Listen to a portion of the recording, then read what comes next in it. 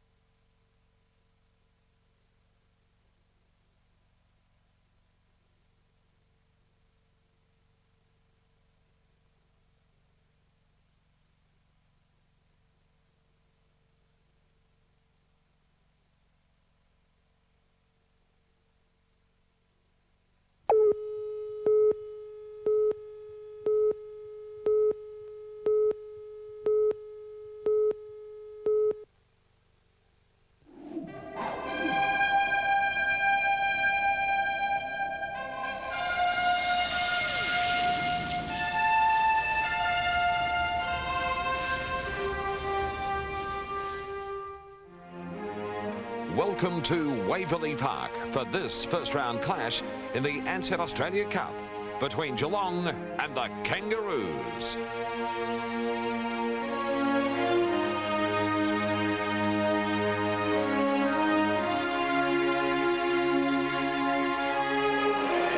First out onto the ground tonight, the Cats, 12th last year from just 9 wins, suffered a lot of injuries.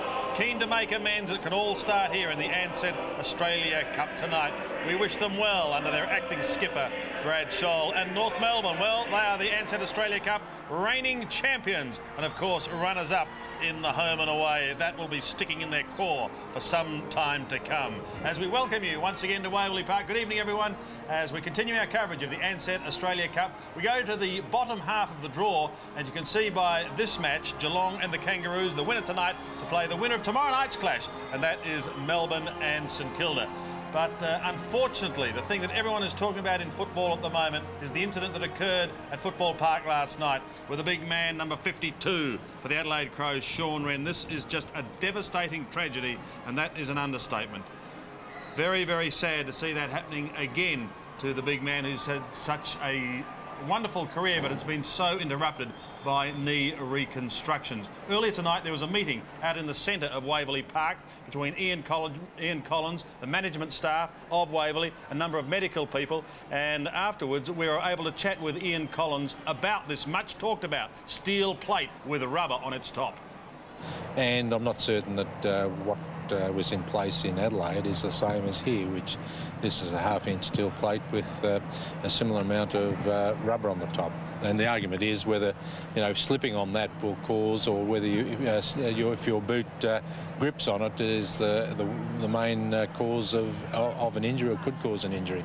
And I've just been interested in talking to Dr. Hugh Seward just before, and the argument would be that if there's a slipping action, you've got more chance of not doing a bad injury as if it sticks. But I'm certain that what's been happening here has been safe, but it's whether we need them, and that's why talking with Rowan Saws was pretty important, because he's in charge of the umpires, and he indicated to me they never used the disc anyhow. When he was umpiring, he used to bounce alongside it. So if it's not necessary, well then why have it? So they'll be the sort of things that we'll debate at our footy operations meeting on Monday. We're going to hear a lot more of that. I think they may disappear. Terry Wheeler, good evening to you. Good evening, Sandy, and I agree. I think we've seen nearly the last of those pads in the centre of the ground. I mentioned Brad Scholl is the acting captain tonight because Gary Hocking is not playing, but we are going to speak with him at half-time. A few big names, though, missing from this Cats lineup, but a chance to see some new recruits. Yeah, and I think that's the spirit of this competition as well, Sandy. They're actually resting Gary Hocking, preparing him for the season, but some new players, Jason Mooney there from the Sydney Swans and number 28, Simon Arnott, both potential goal scorers, and I think that's what Gary Ayres is looking for this year, a multiple goal-scoring attack. And then Scotty Bamford and Tristan Lynch, both from the Brisbane Bears, and then there is David Wojcinski, young player there, number 40. A big day for John Blakey, a big couple of weeks actually. Of course, he received life membership, and also he now becomes the leading nighttime man, overtaking Chris Langford of Hawthorn and his previous record of 32 games in this competition. And so we now look at the Kangaroos, and there's Gary Durkay, number 3 from the Fremantle Dockers, and number 23, young Shane Clayton from the Brisbane Bears, Lions, who really does look for an opportunity, classy little player. And Sandy, there's a surprising one down the bottom there, number 40 at the bottom of the screen. Could be celebrating a sponsor's birthday, Wayne Carey, with their new sponsor Mazda, and he is wearing, there it is, number 40. Speaking of 40, for those trivia buffs, it is 40 years to the year that Bob Davis was the first special comments man. It was in 1959. He hasn't stopped talking about it for the last hour. We're going to take a break. More shortly from Waverley.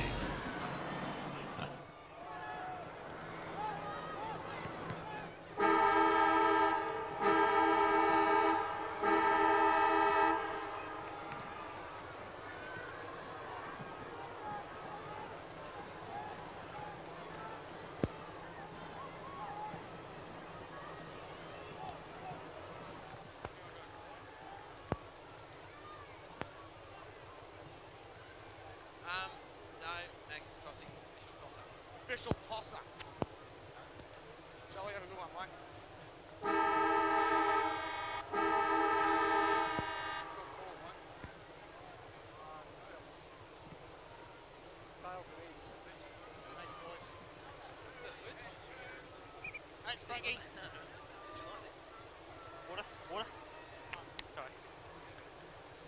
Let's have a good night. Yeah. Thank you. Derek? Have a good one, Derek. Let's have a good night. Just relax. Right on it. Get the first one. Plenty of talking. Don't be trying to yell out when there's a change over.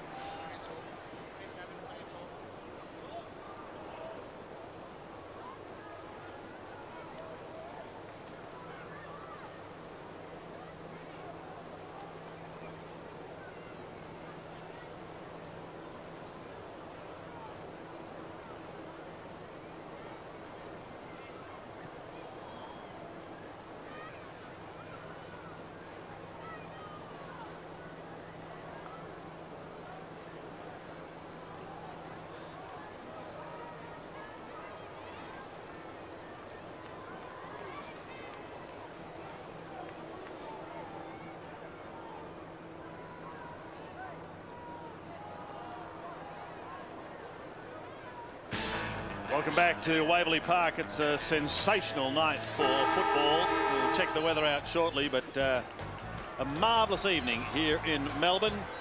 The man with one of the biggest jobs in the game is Richard Osborne, because he's paired with a Dipper on the boundary. Great to welcome you, boys, especially you, Aussie, to the team in '99. Dipper, man, welcome. Sandy. Yeah, spot on there, Sandy. It is a terrific night. A big crowd here in attendance tonight also. But Geelong, Richard, you were in the rooms before the game? Yeah, Gary he's got a couple of young kids, and he just said he wanted to see where the Geelong Football Club were at the moment. So hopefully they can put in a performance like the Tigers did the other night, Dipper. Well, we've got down to business straight away. We've also got Peter McKenna down in the stands. We'll catch up with him later, but that ball passes McGrath. No one able to pick it up cleanly for Geelong. The hand pass for North Melbourne was good. The kick is long up towards the forward line. That was by Adam Simpson, but it's going to be chopped off. We said a good crowd in attendance here tonight. Kilpatrick has it on the outer side. Picks it up now for the Cats. Bounces it round towards centre wing. Archer comes charging out. He'll be looking for some good form early on. Glenn Archer is a marvellous player to watch. He pounces on that ball, locks it up with 3 Cats surrounding him. And we should also welcome to the microphone, once again, one of the champs of the game, KB. Welcome, KB. Thanks, Sandy. Looking forward to tonight, because I think Geelong's got some fine young players, and the Kangaroos, as we know, they're always ready to play. Yeah, they look very good. McKernan won the tap out. It was almost thrown out. Bell got slung, loses it. Here's Blakey. He runs towards 50. Let's go with a long drop punt. Has score of the night. Johnny Blakey.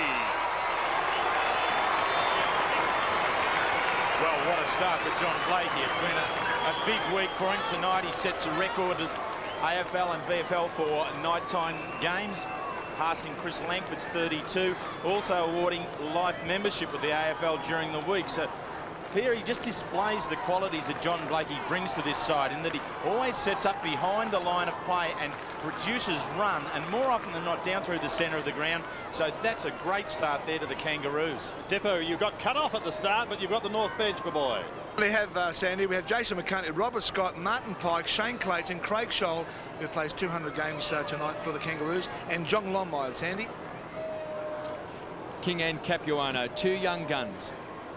I think we'll hear a lot about both of these players. Melbourne out of the centre square, kicks hurriedly down towards the half-forward line inside 50. Mighty Mick comes out and fists the ball away. Archer, always cool under pressure. Scholl, caught. Like an attempted trip as well, taken by Bamford. Now, he may have kicked a goal.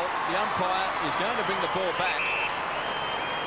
Now, they're indicating a goal was kicked by Bamford. But Glenn Archer really needs to be careful with that. There's no doubt that that was a deliberate attempted trip. You can hear the umpires there clearly now, indicating it. Yeah. No, it was around. It was 50. Sorry, look. So, a 50-metre penalty. Just be careful. This makes it a certainty for the Cats. Come back, come back, come back. Come back, Archer. So Scholl, acting captain tonight, will pop this through, and scores will be level.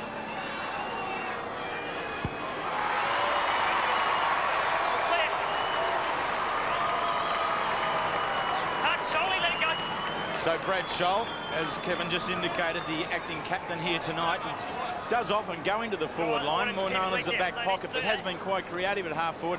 There's the incident there. Glenn Archer has actually gone past Scholl and thrown out the right foot. That's a deliberate act of trying to trip the player. So the free kick and the 50-metre penalty were awarded. Scholl, bit of a grin on his face. He's pretty happy with that. Gets his first and the Cats first. Good start for John Blakey. Good start for Brad Scholl. That Geelong bench, Aussie, you've got it there. Thanks, Sandy. Lowther, Corrigan, Wojcinski, Wood, Lynch and Lindsay. Thanks, Ozzy. Look forward to seeing David Ujinski a little bit later on. Some fairly big reps on him as well. Capuano trying to do the ruck work in the middle. Riccardi caught, ripped to the ground by Simpson. No one able to get it out cleanly. Look at that tackling. It is fierce early on. Peter Bell's in there for North Melbourne. There's no real warm-ups in these types of games, is there, Sandy? The North Melbourne, they've played a couple of good, solid practice matches leading into this, and so they're right for the start of it, and they're being very aggressive. And you hear umpire John Harvey there very clearly telling all the players he's going to throw the ball up. Well, the Roos no doubt have a point to prove, whether it's in this competition or in the home and away. I'd say they'd be still very, very dissatisfied at the end of last season. There's Arnott with his new side. Quick hand pass was shot out from Ronnie Burns. The Cats go forward again, up towards left half forward. Coming out was Lynch, couldn't take it cleanly. Bell's been in everything early, goes short, that's okay. And he finds Grant. He's called to play on, ripped from behind, loses the football. Also in trouble was Pickett. Eventually comes to King. David King has a look up towards half forward. McGrath is in front for the Cats. Fists it down in front. This has been a very good start. Number 29 is young Brent Harvey. He goes down towards the forward line, down towards Gary Durkay. Beaten forward on this occasion, but he's got support in Welch. Bends it round for North Melbourne and has picked a beauty.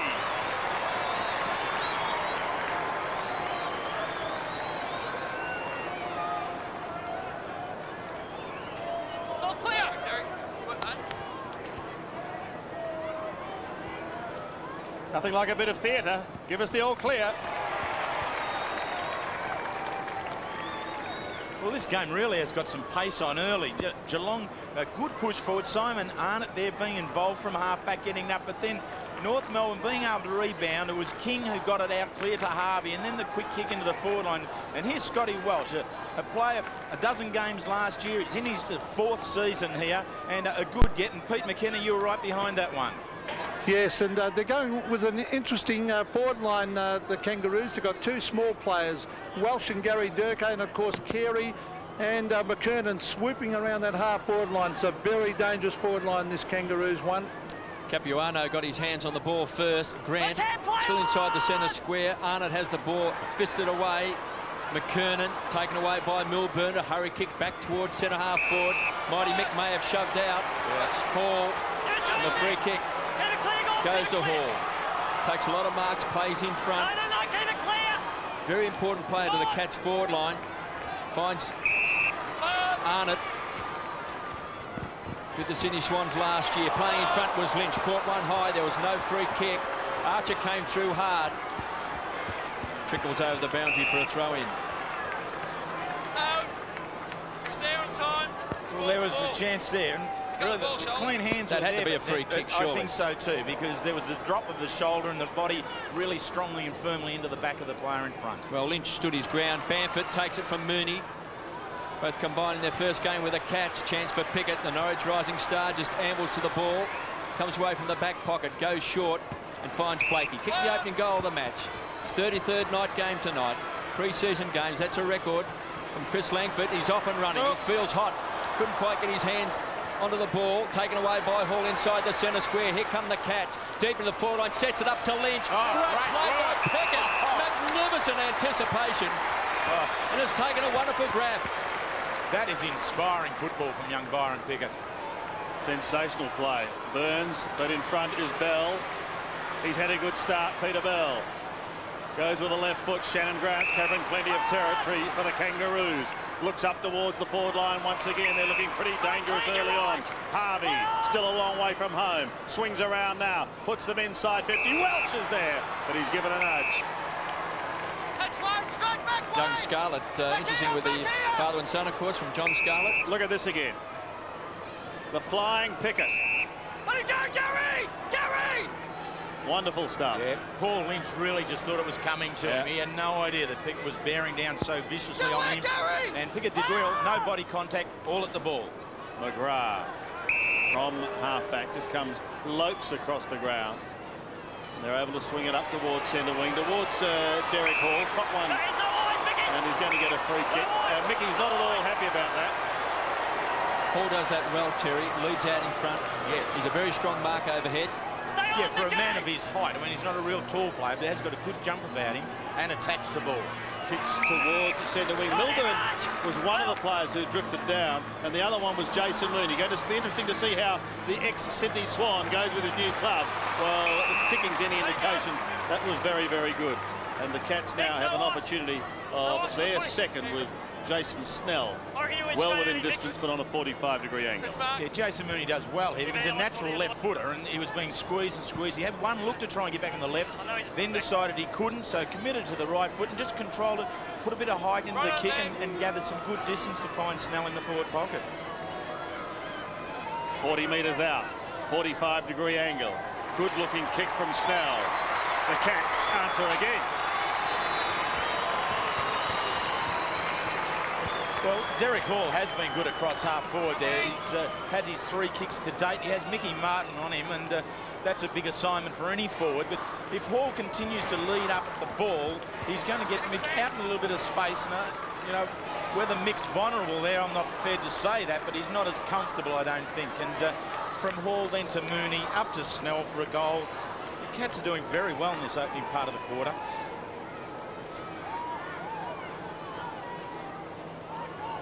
Gary Ayres in the coach's box. Be very happy with Snell, the youngster from Upway. He's been threatening for the last couple of years to be a real good player for the Cats. On the forward line, here's Riccardi. Just pumps the ball back.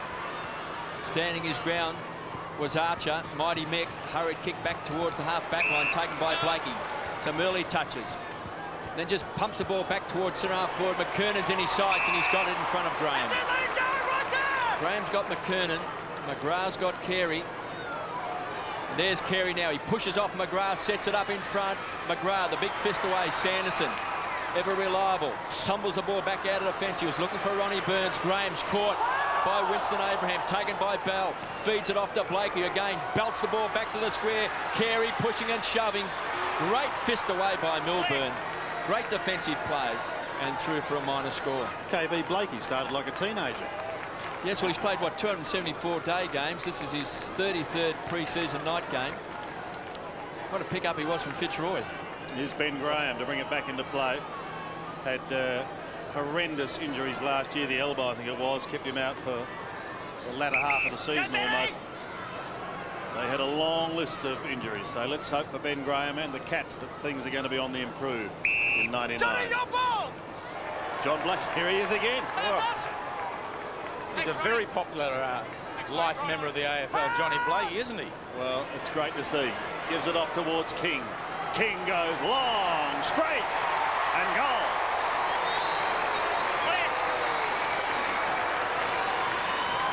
Well, there's no doubt about that. David King coming off half-back. If ever an opposition side to your side, and being North Melbourne, get the ball at half-forward, you must man up David King, because he's just going to charge on through. Johnny Blakey knew he was coming in. King kicks a long football from outside 50. He's a very, very dangerous player, very accurate, and that's a set play, and one that opposition sides really need to judge and read and lock David King down very, very quickly. Denis Pagan there, and Bomber Thompson there as well, along with Tony Elshaw. 19 plays 12. Kilpatrick, hands and knees, slaps it out to King. Got a fine future. Anderson has a fresh air shot. Again, Capuano tries to force the ball out. Great tackle by Kilpatrick. Bundling the ball along is King, does it well. Ducking his head was Johnny Blakey. And he'll get another free kick. He was down there with the ball. He didn't go. So he's had, this will be his 6th possession. He's had 2 marks. He's kicked 1-1. Still on a paint. The back half of the square. Kicks down towards the half-forward line. Fisted away that time by Graham. Bell pounced on it. Goes short. Reading it well as McGrath came out in front of Carey. Feeds the ball back off to Arnott, who goes out wide. Sets it up. Bamford waits for the bounce. At his 3rd league club to the half-forward line. Mooney, an important player for the Cats. Couldn't take it on the second grab. King again defending strongly. Just bounces the ball out to Johnny Blakey, who's got the ball on a string. Rockets the ball to Grant, who pumps the ball out wide. Taken by Simpson inside the centre square. Back to the half-forward line. McKernan in front. Slapped away. Kilpatrick, the crummer. Tries to feed it out. It's taken by Abraham. Gives it back to Anderson. Long pop shot at goal. It's not going to bounce through. In fact, it's going to trickle over the line for a boundary throw-in. And this is where Gary has got a problem with Johnny Blakey. That it's Ronnie Burns that he's standing, and Ronnie Burns trying to create something offensively. He's trying to sneak off, but Blakey just reading the ball so much better. Down in that forward line there also is Peter McKenna, Pete. Yes, Sandy, 3 times it's come down in the direction of Wayne Carey, and Geelong get numbers back, and they're double teaming him under strict instructions. Arnott's clearing kick as far as Capuano, back into the forward line once again. Here's an opportunity now for North. Winston goes in towards goal, wobbles it along the ground, and it is one behind only. But, that's Gary Durkay at his new club. We wish him well, the ex-Docker. Good luck at North with the Kangaroos. Ball is on half-back at the moment, and it's with Clint Bizzle. For the Cats, may go in towards centre half-back again, and does to Graham. A thumping kick if he gets onto it, but he doesn't. Elects to take the hand pass. That was off towards Scarlett. Now towards Hall. Hall has a look in towards the middle. It's okay for Kilpatrick. Still on the defensive side of centre is Glenn Kilpatrick for the Cats. Goes wide to the outer side. Got a couple of players running down. Snell is one of them. This looks dangerous. The Cats are building here. Mensch pops it over the top. Tries to. It's going to be okay. It was touched. Lynch recovers well. Snaps at goal for the Cats, and it's put through. Paul Lynch gets his first. Good first quarter here in Waverley. And that was a good piece of play. The ball gets centred in here to Kilpatrick right in the centre of the ground, and then switches on out wide, the half-back running down. That committed the North defender. He left Mensch, went forward to try and shut it off. Mensch was free, got squeezed a little bit by Byron Pickett. He was prepared to attack it, but finally over to Lynch. And you can see that Pickett, they're very, very disappointed with the outcome of it. Paul Lynch is a very good player, Terry. They lost him a couple of years ago when they got beaten that final over in Adelaide. He's bouncy, he's strong, takes a mark, he's very mobile, and he's hard to man up. The only problem is he has a lot of injuries. He does have a lot of injuries, isn't it? And just a quality player, and that really does dictate a lot of a football season as to who gets injuries. And Lynch is one they really like to keep up, because we all know he's a very talented player in around the goals. Hamstrings and back injuries. Melbourne out of the centre square, playing in front was Mensch.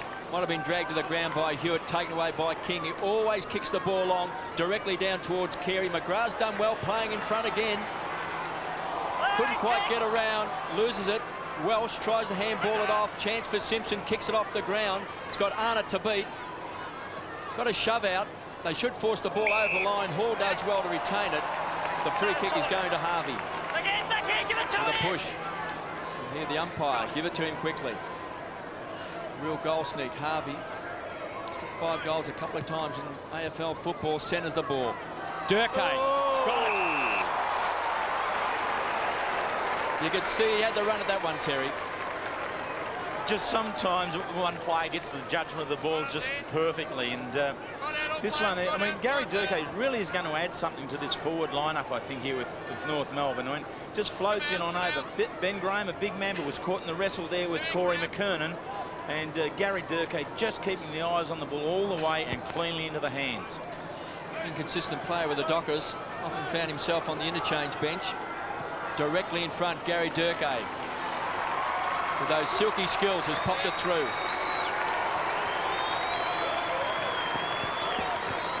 Yeah, Gary Durkay did have some bench time over the Dockers, but I think what we may see is a bit of a change in Gary, as perhaps we did see with Winston Abraham. When Winston came over and got into a real football cultural environment, and North Melbourne definitely is that. There's no individual play in the North Melbourne side.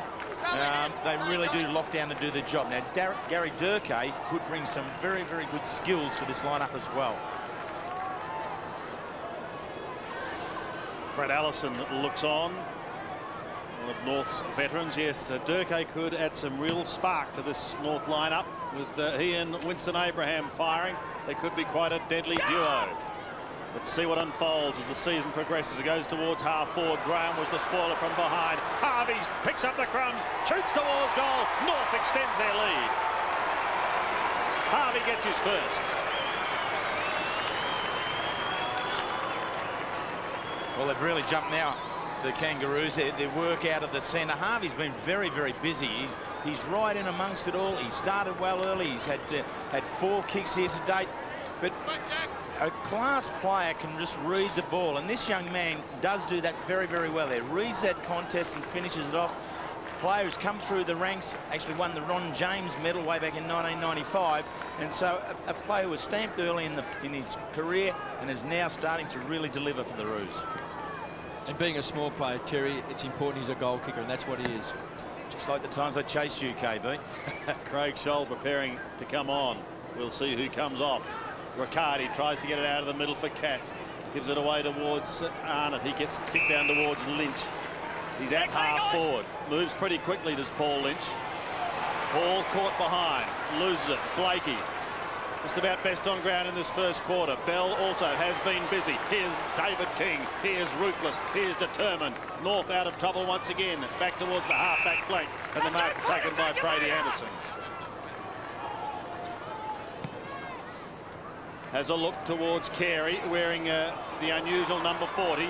Gives the hand pass out, put his teammate under the gun a bit, and Tim McGrath locks him up. And there is absolutely no way known that Martin Pike was going anywhere. 32 plays 18. Kangaroos in control. Graham couldn't bend down to pick it up. Here comes Carey out in front of McGrath. Ball chips up towards Scholl and goes short. Puts Anderson under pressure. He's been caught by Winston Abraham. Here's Durkee. Bang, crashes into Snell, who does well and recovers. Looks for support from Melbourne. He's all tied up. And they ball it up just 15 metres out. Gee, that was a big call there. Goal. Sorry, Kate, but a big call from Brad Scholl there to bring the ball back in front of the opposition goal, only some 35 metres out. It wasn't as good as he wanted to be, and the Geelong are really under pressure here now. King too tall that time for Carey, and the short kick's been marked by Kilpatrick. So some run out of defence for the Cats. Sanderson from the half-back line pumps it out towards centre wing. He had no player to kick it to. McKernan can just amble to the ball and trap it. Got support from Mighty Mick. Handball's out in front. Didn't even have to break stride. McKernan drills it. Durkee looks sharp. It's a wild hand pass. Scholl will clean up in the defensive 50. Again, towards the wing. It's all North Melbourne. McKernan couldn't hang on to the mark. Does well at ground level. Blakey had a fantastic opening quarter. Happy to take Hall on.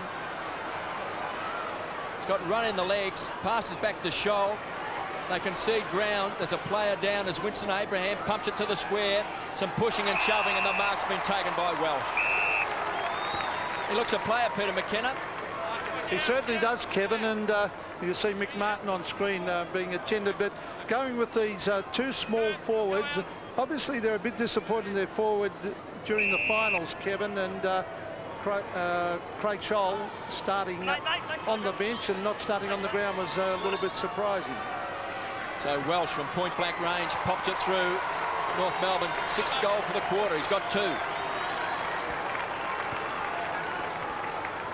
Yep, 6 for the quarter, and have kicked now the last 3 of the quarter.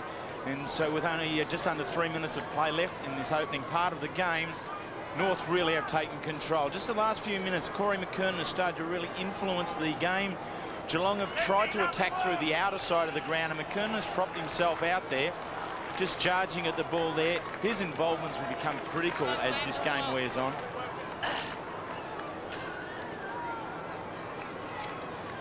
Takes a lot to knock Mickey Martin around. He's up, appears to be okay. Scotty Welsh has kicked his 2nd. North Melbourne extend their lead 6-2 to 3. 20 points is the margin with 3 minutes or so remaining. Martin Pike, like a terrier, beaten on this occasion, however, by Melbourne.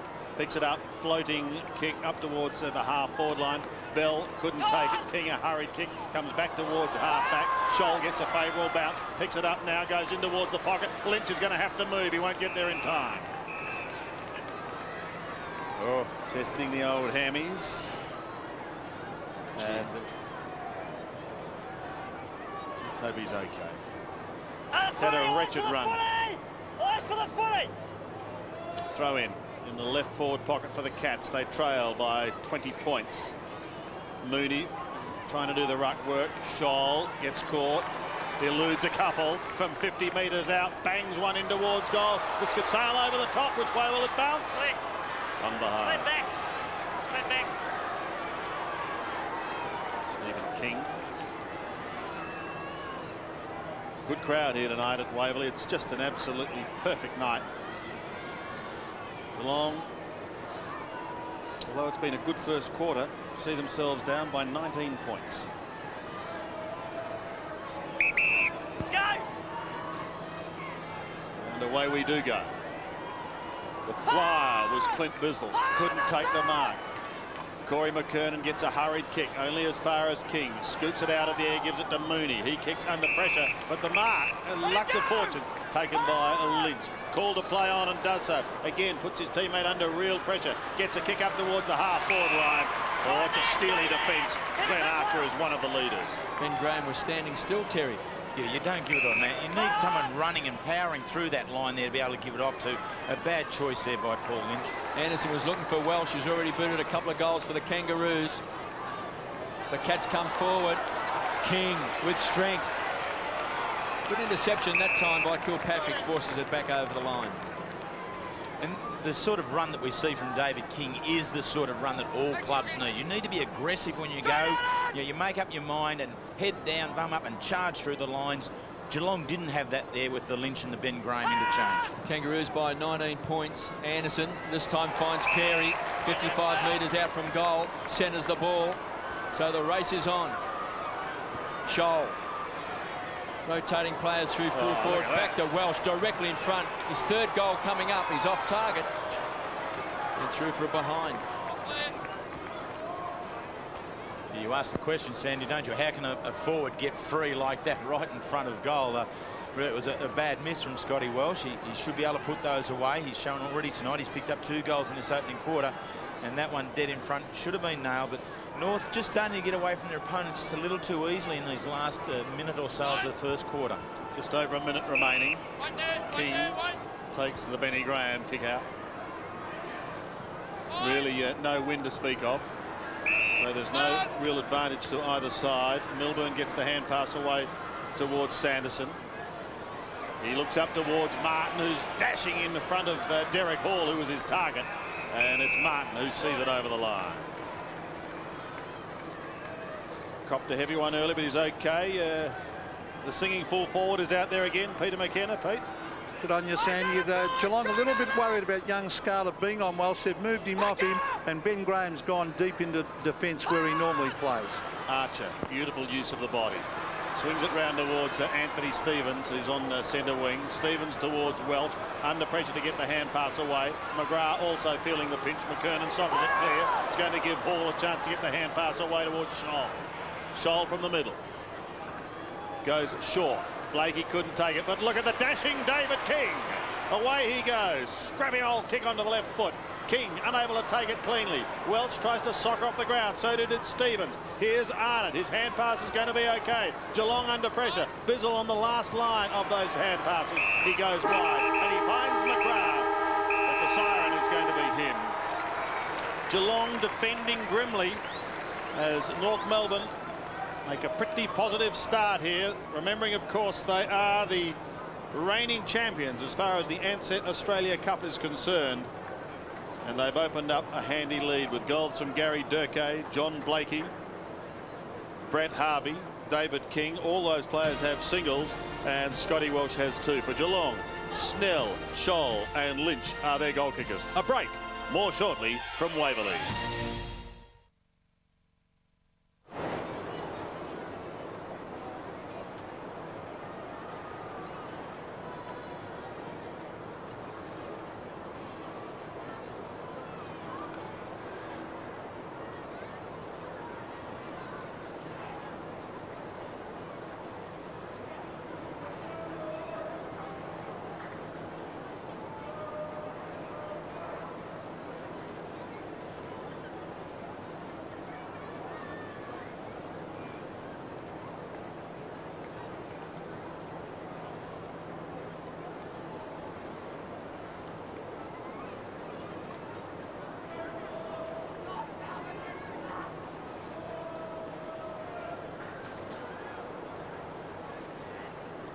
Magnum. It's bliss. I'm in a world of my own. Pure luxury. That first bite of the chocolate crack. My heart melts. I have to have one now. Nothing compares to Magnum. Perfection. Ecstasy. Passion. Now hooked. It's all mine.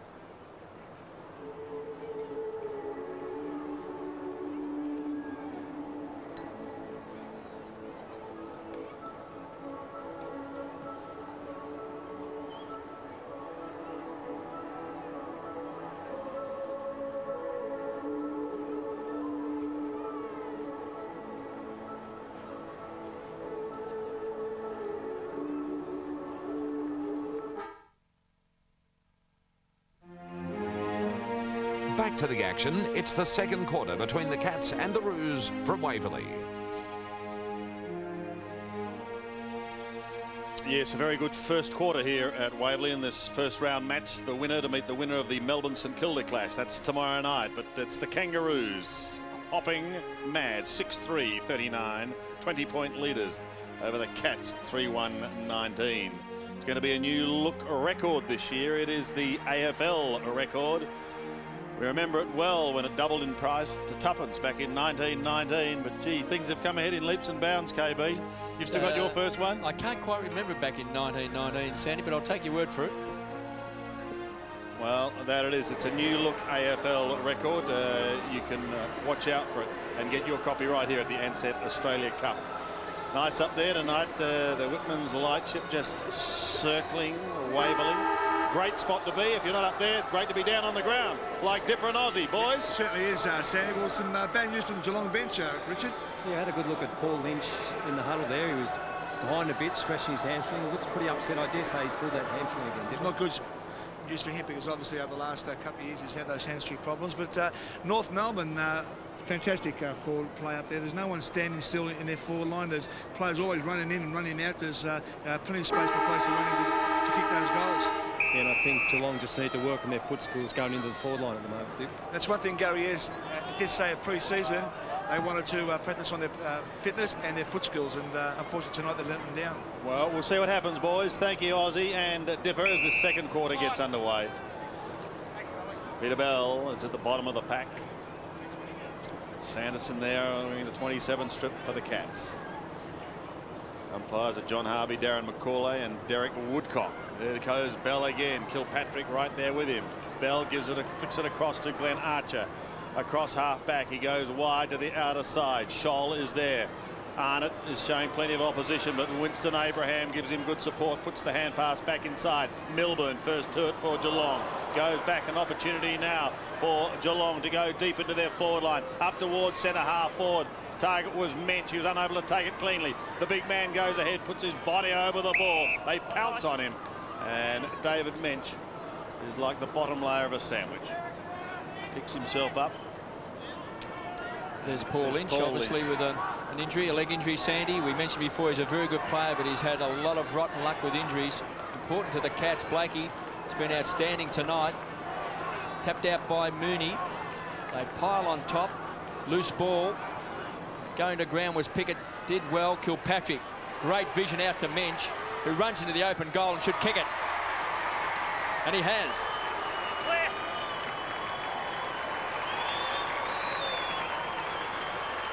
Well, the pattern of play wasn't a clean and crisp piece, but in actual fact, the endeavour from the Geelong players was right in there at the ball, and that's what Gary Ayres would have wanted at quarter time. He would have been very disappointed with the latter part of that first quarter and wanted a much more committed effort from the players. And here you can see here, all the Geelong players are hard in at it, and eventually it spun on out, and David Mensch, who last year proved to be a very good player, had a tough summer contractually there. He was hocked around a little bit, but Collingwood, yes, but has now settled back here with Geelong, and I'm sure all the Cat fans are happy about that one. 25 plays 39. Let's see if they can continue to close the gap. Pike, an effective tackler, always very strong in that department. Riccardi, hand passes okay towards Kilpatrick, back again towards Peter Riccardi, stabs it down towards the forward line. Sanderson goes dashing through, tries to elude one, won't elude John Blakey. Well tackled. Opens the door for Mickey Martin. Martin pumps it back towards centre wing. Oh, Perry! The lazy one-hander. Picks it up quickly, wobbles a punt, trying to get that ball moving as quickly as he possibly can. Hand pass is shot at now. Comes the way of Simpson. Centering towards half forward. Durkee takes the crumbs now. Here's Gary Durkee. First one way, then the other. Flicks it in towards full forward. But the mark is taken by Arnott. He's been a pretty fair player tonight in his debut for the Cats. King, the young giant. Big future for Stephen King. Durkee's been pretty handy tonight as well. Sets it up. McKernan inside 50. He's put it through for a behind. That's what one thing, as we mentioned at quarter time, that Gary has been disappointed about. Just some of the foot skills there. Certainly turned the ball over around at the half back line for Geelong tonight. You can't beat attacking the football. While all those other players underneath you are wrestling and pushing and shoving, have eyes only for the ball and charge at it. Wayne Carey did it very, very well then. Kangaroos by 15 points. Ben Graham, who's a thumping kick, just guides this one down, looking for Hall. Cop one in the back. Advantage has been paid. Mooney comes away with the ball, runs through the centre square. A casual bounce, rockets the ball wide, finds Scholl, who's got Stevens as his opponent, chips it in short. This is good play by the Cats, and he finds Corrigan. And Pete McKenna, he's replaced Lynch at full forward. Pete, he's replaced Lynch at full forward. Probably being mobbed. Yes, trouble there with Pete McKenna and his... Yes, Sandy, they're going. Geelong are going with a similar forward setup to North Melbourne. Two small players up there, and Ronnie Burns and Paul Corrigan, and the two bigger guys up around half forward. Well, Corrigan has come off the interchange bench, and from 45 metres out has drilled it.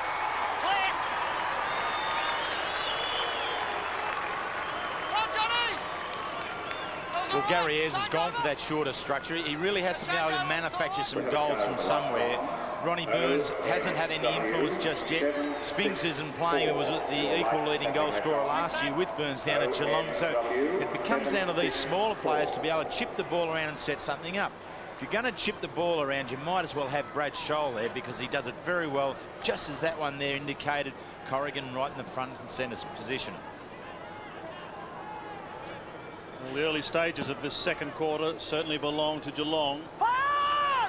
Full of play on out of the middle. Riccardi twisting and turning, weaving. He gets it down towards half forward. Blakey had it and lost it. Was able to give it away eventually to support to Anthony Stevens. Stevens looks down towards the 50. Down towards Carey and co. Can't take it. Bizzle gets the hand pass out towards Graham. Hurried left foot kick. Great interception. Should result in a goal. And doesn't. Martin. It's the second one from Geelong. We saw one early in the first quarter where Brad Scholl defensively took the ball back inside the danger zone out in front of goal. And now we have Ben Graham doing it. When you're under the pressure and you're within 40 yards of your defensive goal, you don't mess around. You kick it and get it well wide or right down the centre of the ground, not chipping in the centre. Straight down the middle this time. Carey, one of the flyers from the back. The call was to play on. Arnott gives the hand pass out towards Riccardi, put him under the pump a bit. Socket off the ground down towards the 50. Sanderson couldn't take it cleanly. Could have been held was Harvey. Carey wearing that number 40 strip gets the hand pass out. He wanted Scholl. McGrath body over the ball. Scholl goes again. McGrath is right there with him. And there'll be a bounce. Is Winston having a spell? Shannon Grant. Kangaroos by 10 points.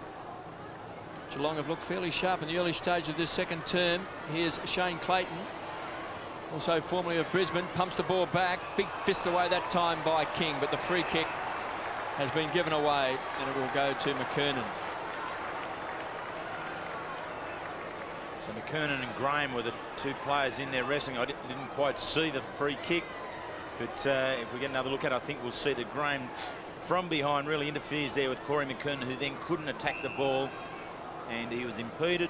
Therefore, the free kick given to him. And young Clayton had big raps when he went up to Brisbane as a young player. Son of Ian Clayton, the former AFL umpire, so he gets a second crack at it. McKernan, again, a poor kick off target and through for a minor score. So a wasted opportunity for North Melbourne. Well, they've wasted a few, haven't they? 6-6. They wasted a few on that one day in September too. Dare I mention it? Yep, that will haunt them for a long time to come. There's the free kick, and really, I mean, Corey McKernan was kicking from 40 metres out. Not an angle to speak of. He should have put that one away without any doubt. Graham heads towards Mooney, one of the new recruits. He's unable to take it, but just pushes it down in front. Bamford may be on the end of this on centre wing. There's a chance here because he's got Scholl running with him. The acting captain for the night goes in towards full forward. Not a good kick, however, and Martin takes an easy mark. Goes across the ground, finding Pickett. Nice elusive skills by Pickett to kick it back towards the half-back line. Riccardi. Called to play on, and the ball was touched, so he chips it in towards Mensch. Drops what he should have taken, but the whistle had sounded. Perhaps a little fortunate, and David Mensch will go back from 55 metres. Let's go with a long, high bomb. And away to the left, one behind. Clear. Don't ask me, Belly. Don't ask me, Belly. The umpire's mic. 5-2 to 6-6. David King to bring it back in. Straight down the middle to Glenn Archer, who's called to play on. You can hear the umpire. Play on Arch. So he does, towards centre wing. Good mark, however, taken by Snell. Kicked a goal in the first quarter, Jason Snell. Just comes in towards the middle. Finds McGrath. Short again, Ronnie Burns. Back a metre! Back a metre! You can just sense down here, Sandy, Geelong's intensity has just lifted a notch in this second quarter. Yeah, I think you're right, Ozzy. I think the umpires' voices have too. Can you turn him down, please, Sandy? Down here. It's a nightmare. Back a metre, Steve-O! I think you're saying, Steve, I go back a metre. Scholl. Looking at Rowan Saws in there next door. He's having a good old smile. Nice to see Rowan happy, actually. That's right. And now we got David Mensch. Look here, Arch. He's really started to create something across the half-forward line, Mensch. His mobility will often worry opposition sides. And again, it's Scholl. He's using the ball so very well. He's matched with Anthony Stevens, who we heard the umpire describe to us a little earlier. Stevens only had 2 disposals. Scholl's had some 8 or 9, and really they've been quality ones. He's the key to this side at the moment. Mensch for his second this quarter. 40 metres out. Lovely looking kick. He's got it.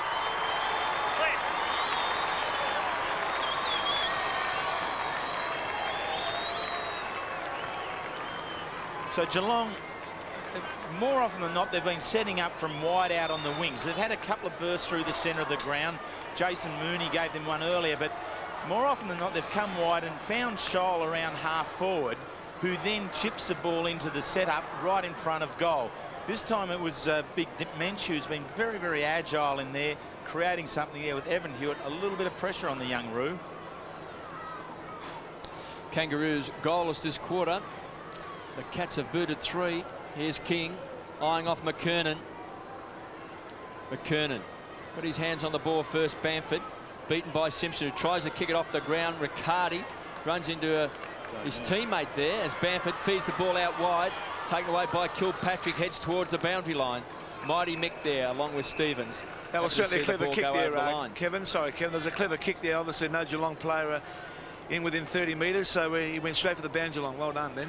Well, Stevens is off, Terry, yes, playing on Shoal, and you've mentioned Shannon Grant. No, it's Scott. Robbie Scott. Robbie Scott's gone in to take him. But Shoal, such an important player for the Cats tonight, and Anthony Stevens has been benched.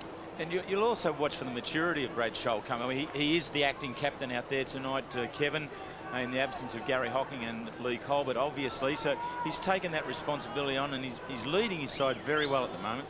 Macca, your thoughts? Yes, I think, Sandy, that Gary Ayres had to really look carefully over the summer at this Geelong forward line. They were a low-scoring side last year, and those 2 small forwards will make a big difference. Blakey, let's go with a big bomb. Here's Carey, the King, outside 50. Danger here for the Cats. Grant's got it. It was just a sensational kick by Wayne Carey. Pinpoint, Wheels. Great. He does well on the turn too, doesn't he? I mean, he's a big man, but just the agility. Had a look up, saw the target, and got in well to Shannon Grant. Always plenty of players, Terry, moving in that forward line, running in. There's no one standing there. Well, he's a very accurate kick, Shannon Grant. Just about the most accurate kick in the competition last year, Terry. And we go on the percentage between goals and behind. So Grant, and if you give him a wrap, of course, they will miss it. But he's popped it through for 1 behind. Maybe last year was his all of his eggs in the one basket. That's right, yeah. The 46 goals, 16 accounted for everything last year. Just a little bit shaky early in this 1999 season. 6-7. So they've added 4 behinds so far in this term. As you can see, Daniel Laufer coming on to the ground. Snell. Kilpatrick. Right there! Affectionately known as Oysters. Comes towards the half-back line. And there is Laufer. Daniel Laufer called to play on. Not a good kick, but great interception by Brent Harvey. He gives it to Robert Scott, the former Cats. He kicks up towards half-forward. Finds a McKernan. Looks to be in somewhat of a hurry. Corey heads for home. A long bomb up towards the forward line.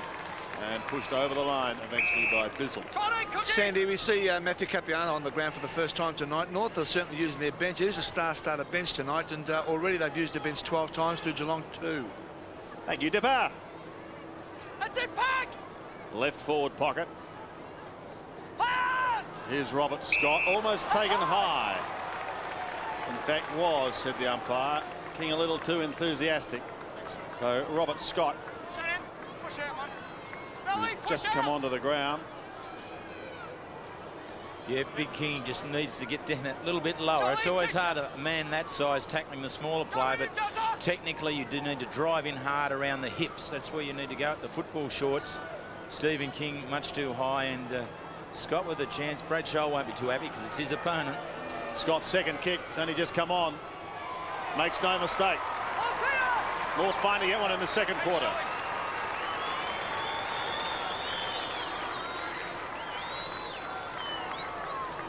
Yeah, well, Robert Scott really, against Brad Scholl here now, they're both swap clubs, and it's been good for both players without doubt. I mean, Robert Scott has served the Cats very well for a long time. Here, just getting in there underneath there, King nowhere near the tackle that he should be. He needs to go down much lower than that. Scott, give him a chance like that. He won't miss them at all.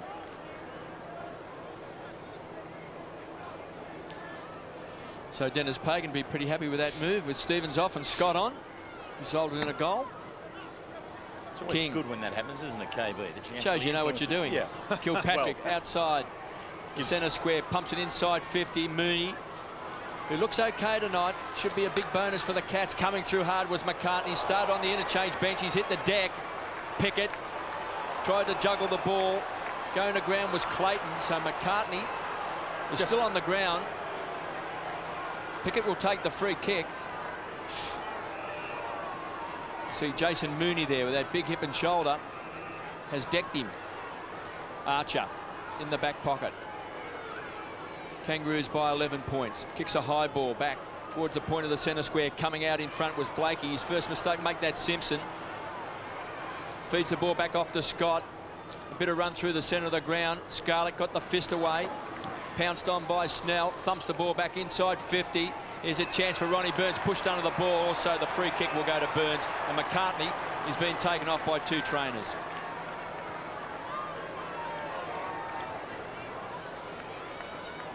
Possibly not too sure which ground he's at the minute, but I'm sure Dipper and Ozzy will get onto it. And that was a heavy hip and shoulder from Mooney. No, John, you're on.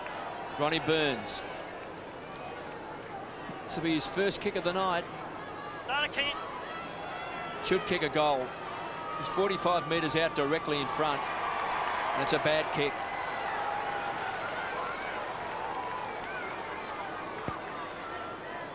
Yeah, Ronnie was a little bit proppy in his approach to it there. I don't think he was running strongly enough in his stride. Here's McCartney going down. Mooney had everything right. He had the elbow tucked in and the collision was made. It's up to the umpire to decide whether it was too high. I think Jason McCartney would have something to say that it might have been just a tad high. David King's kick out is perfect. Finding Abraham almost down to the middle. It's a long kick again. 2 kicks. They're almost down to Carey. He needs support, and it comes in the form of Peter Bell. Back to Carey again. Could have got one in the back from David Mensch. Again, back to Peter Bell. Swings it round the body. Delightfully done, and the mark taken by Shannon Grant.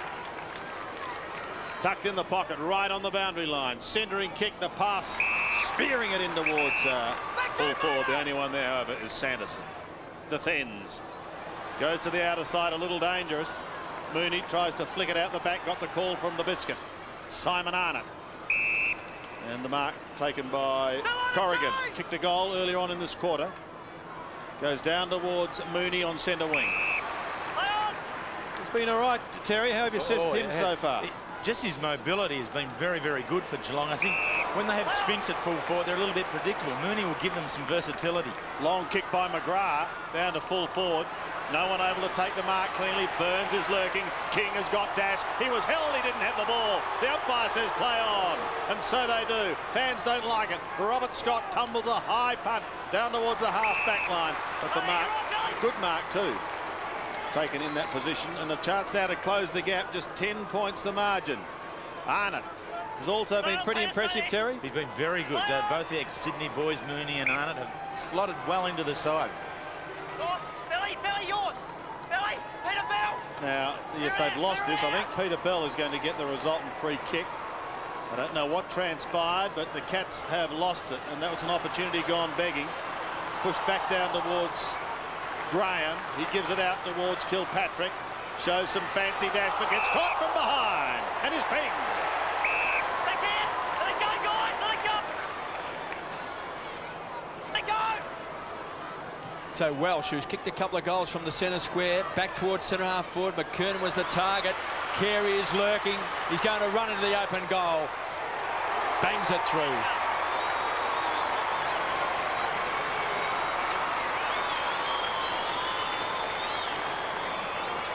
Strange number for Wayne Carey, 40, but that was explained. To do with Mazda, 40th year in business. And as part of that, he's wearing the number 40 tonight, Wayne Carey. But it hasn't altered his ability to be able to read the player. I think he must rub his hands with glee every time Corey McKernan wanders down into his area, because he knows that McKernan's going to be able to produce a contest in the air, giving care of the choice of having to go at the ball or roving at ground level. Right, thanks. There's the King on screen. There's Jason McCartney, who's just come off the ground. Kangaroos by 16 points.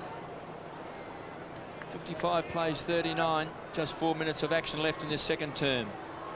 Johnny Longmire, beaten by Kilpatrick, who came over the top inside 50. Pushed out was Mensch, that time by Hewitt. Cleaned up by Archer, who thumps the ball back to the edge of the centre square. North Melbourne's very good at getting terrific distance where they're kicking. Here's Milburn, an exciting young player for the Cats. Just needing a kind bounce was Hall, got it got plenty of support as well. Goes short. They're sharing the ball, the Cats. They're pretty small on the forward line. Riccardi's down there. Couldn't take it. Pike dispossessed. Riccardi recovers well. Tumbles the ball towards the goals, but Pickett happy enough to run it through. Gary Ayres, Kevin, would be concerned about the last 5 minutes of both the first quarter and what he's seeing now in this second quarter. In the last 5 minutes of the first quarter, the Kangaroos kicked 3 goals to go to a 20-point lead at quarter time. They've kicked the last 2 of this particular quarter after Geelong got within 4 points after David Mench's second goal. They really need to be able to keep it up for the entirety of the quarter. Anthony Stevens back out on the ground. King again.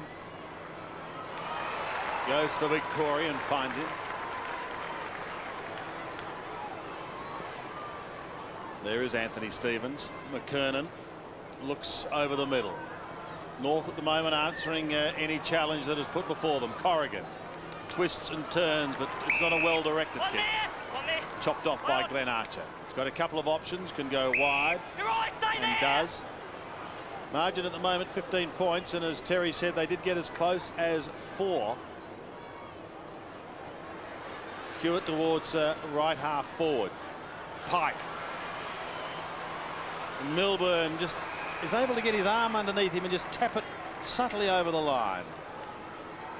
Dipper mentioned earlier about the use of the interchange bench for North Melbourne. Young Shane Clayton's probably been on and off the bench 5 or 6 times. Must be a bit hard for a young fella to get used to that, being at a new club. Well, probably difficult too to get any rhythm going, Aussie, wouldn't it? Sure, Sandy. Up and down like that. Here's Anthony Stevens. Has a look in towards the middle. That's okay. Finds Byron Pickett. Right in the centre of Waverley. Penetrating kick up towards half forward, but McGrath flies alone. Comes wide to Sanderson, who's on half back. Clint Bizzle has it. He's almost down to the wing. Bizzle is called to play and he was flattened as he did. Blakey caught one too. He takes the mark. And John Blakey defends. Been very, very good for North Melbourne. So too is this man, Glenn Archer. Kangaroos by 15 points as Archer back towards centre half forward. He was looking for McKernan. He was having a wrestle with Graham. He's given away the free kick. 55 plays 40.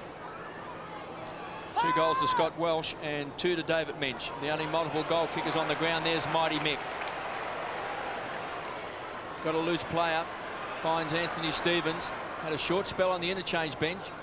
A lot of trouble with Scholl. To centre half forward. Playing in front was Welsh. Thumped away. Grant has pounced on it. Fine young player. Damaging player. This is a beautiful looking kick. He was looking for Carey. The pack splits open. Carey's already kicked a great goal. Bell. Quick snap. He's got it.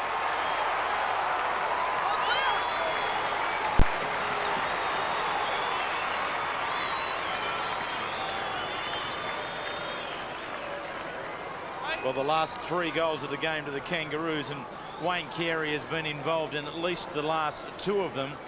And what he shows here, Wayne Carey, is the spirit of just keeping the ball alive. You don't have to get out with your body. Committed there, and quickly the ball goes on to Bell. Just giving Bell that extra couple of metres there to be clear. Curls it round on the right foot, but imperative. Keep the ball going at all times. Oh, gee, we saw some of the skills of the game in that passage of play.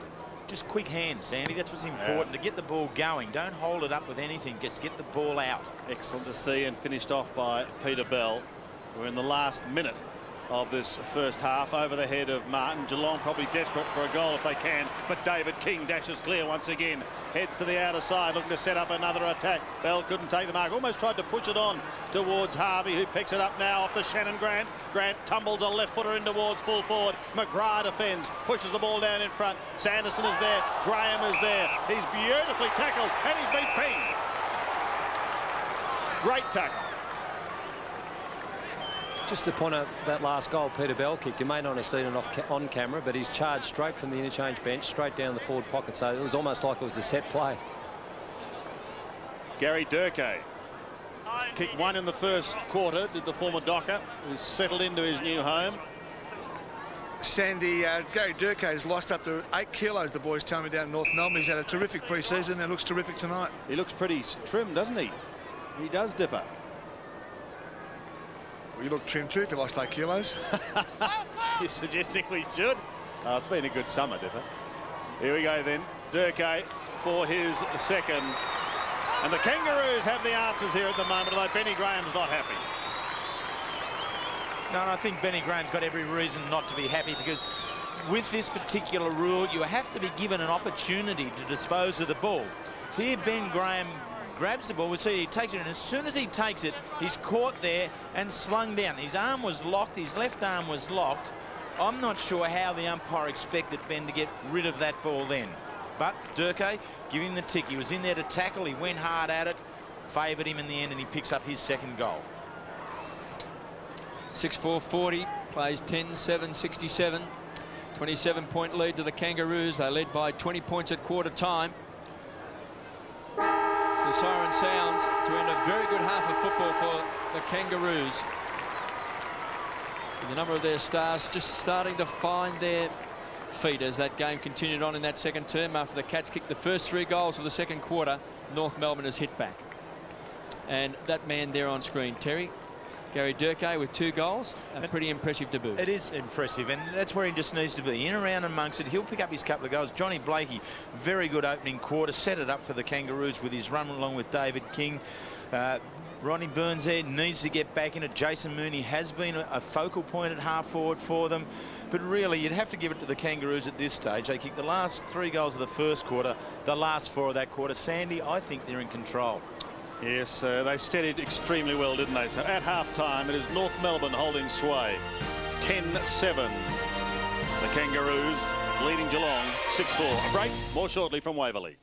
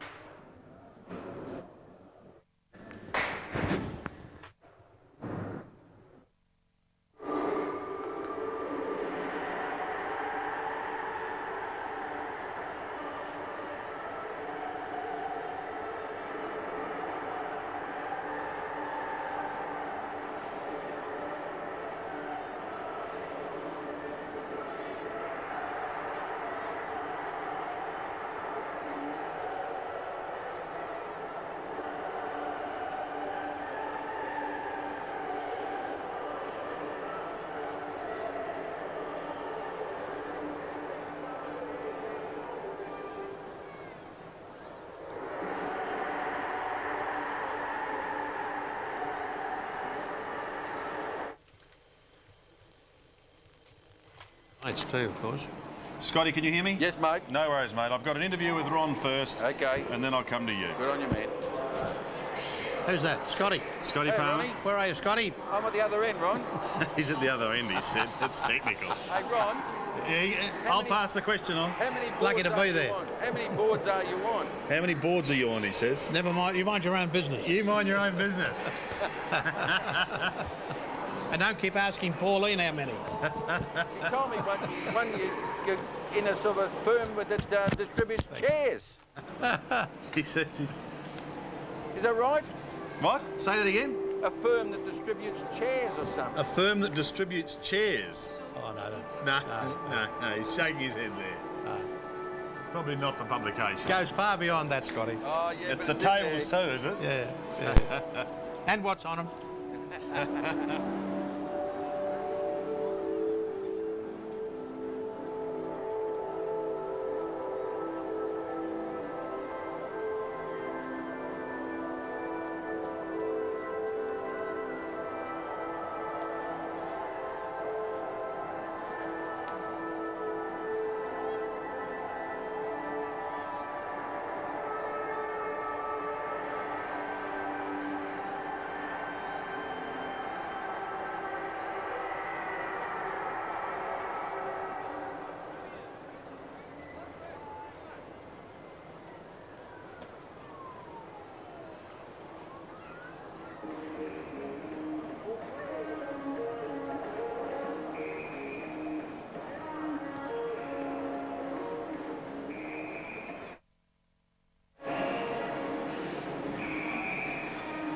Scotty, if you could ask your cameraman to frame you in the centre, please. Frame me in the centre, please. Frame him in the centre.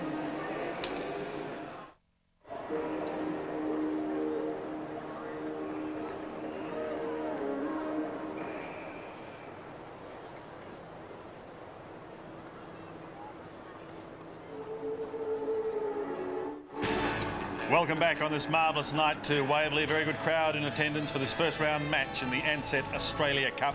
An important match too, as clubs try and fill their coffers early on. The Kangaroos leading 10-7-67 after Geelong kicked the first 3 goals of this second quarter. The Cats 6-4. So North Melbourne at the moment holding sway. Nice to welcome the chairman of the North Melbourne Football Club to our telecast, a man who knows this station pretty well, Ron Casey. Ron, welcome. I've got to ask you one question. We took a shot last year on that one day in September, and I reckon there was a tear coming out of your eye. Have you got over it? Oh, yes. I mean, you know, I think I've got to say, in honesty, that it was only the worst weekend I've ever spent in sport. But apart from that, I mean, that's, you know, it happens, and you wear it, and you look forward. You put that behind you, and you look forward to trying to do better next year. That's your personal viewpoint. How has the club gone about putting it behind them? Well, I think that's pretty much the attitude of the club. Certainly the attitude of the coach. I mean, he's agonised over it. The players have agonised over it. But it's behind us. You can't do anything about it. You can't change it. So what you've got to do now is do better next time. Simple as that. I've offered congratulations to Bob Hammond and the boys over there, and particularly to Malcolm Blight, who has some association. Bit of sweet there. Yeah, sure. But that's sport. That's the way it goes. Yeah. Okay, you can't do anything. You can't change it. So we look forward now to doing one step better this year. And you've uncovered tonight what appears to be a couple of excitement machines. Garrett Durkay appears to have slotted into this North lineup very well and looks trim and fit. Well, I'm very pleased that he's been able to do that. Our advice from our scouts in Western Australia, and as you would understand, Sandy, recruiting players is a very important part, particularly when you're a successful club, because you've got to be able to get players who can enhance the future of the club, and you can't depend on the draft because you're so far down because you're successful. So it's very important. We had Winston last year who did so very well. We had Peter Bell the year before, and we hope that Durkay is going to do everything that's expected of him. Well, let's see if we can get some supporters to continue to grow your membership hotline for those people who, if you're not a member of the Kangaroos, here's your chance to right now by phoning 1800 007 667. Jot that number down. And Ron, good to talk with you once again. I hope you have a satisfying and happy year. Sandy, if I just make a point, I really want to make a point to our members that all of the publicity, and there's been a lot of media speculation, we're going to do this, we're going to do that, we're going to do something else. Our situation is we're a national football team. We're based at Arden Street. We have an association or an agreement with the AFL to play 5 games in Sydney for the next 5 years. But basically we are a national team based at Arden Street, and it's important that they understand that. We're playing 13 games at the MCG. We have a situation where we have a 2-tier ticket, a membership ticket at the ultimate level. They have 13 games at the MCG. Now, I can't be more positive about our association in Melbourne than to remind them that we've got 13 games at the MCG, 2 at Waverley, and this year we played, well, the previous season, we played 6 games interstate. We're going to play 7 this year, and except 5 of them will be in Sydney, 1 in Adelaide and 1 in Perth. I think it's a terrific deal, and we have done that to ensure that the Kangaroos proceed. Good on you, Ron. Your time in television hasn't changed. Again, we're 5 minutes late. Ron Casey joining us there, the chairman of the Kangaroos, and great to have him with us also. And now let's join Scott Palmer of the Sunday Herald Sun, their offices there. Scotty, there's been some big news, and I'm sad to say none bigger than Sean Wren.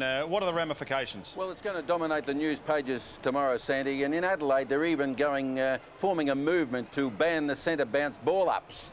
They're looking for some excuse as to why Paul Wren went down last night, and they're looking at grasping at any straw. The players' union aren't in favour of it, Sandy, but you know, certainly the rubberised centre patch will go. There's no doubt about that. Well, there's one here at Waverley too, so the one here at Waverley will go, and the one at Football Park will go. Yes, definitely.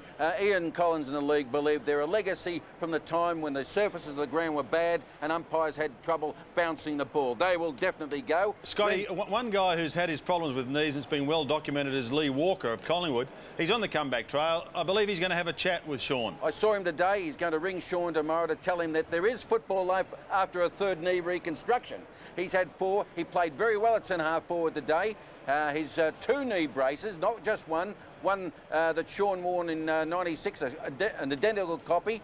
And I tell you what, he's going to use the 2 of them in his first game, Sandy, and it'll be approved on Tuesday afternoon. And Scotty, just one other point, varying a little. I believe that the Players Association are looking at maybe sending the players back to school. Well, they want to improve their social skills, Sandy, after some of these horror end-of-season trips. Some of the player managers and the clubs themselves believe that some of the young players deserve some etiquette training. And I tell you what, they need to behave a little bit better on planes, they say, in public places, and how to politely, Sandy, reject some of those free drink cards they get at the discos. Just ring Scotty Palmer and he'll tell you exactly how to do it. Good on you, Scotty. Thanks for talking with us. Sandy. We most certainly will. Scott Palmer, the Sunday Herald Sun. A break and more shortly from Waverley.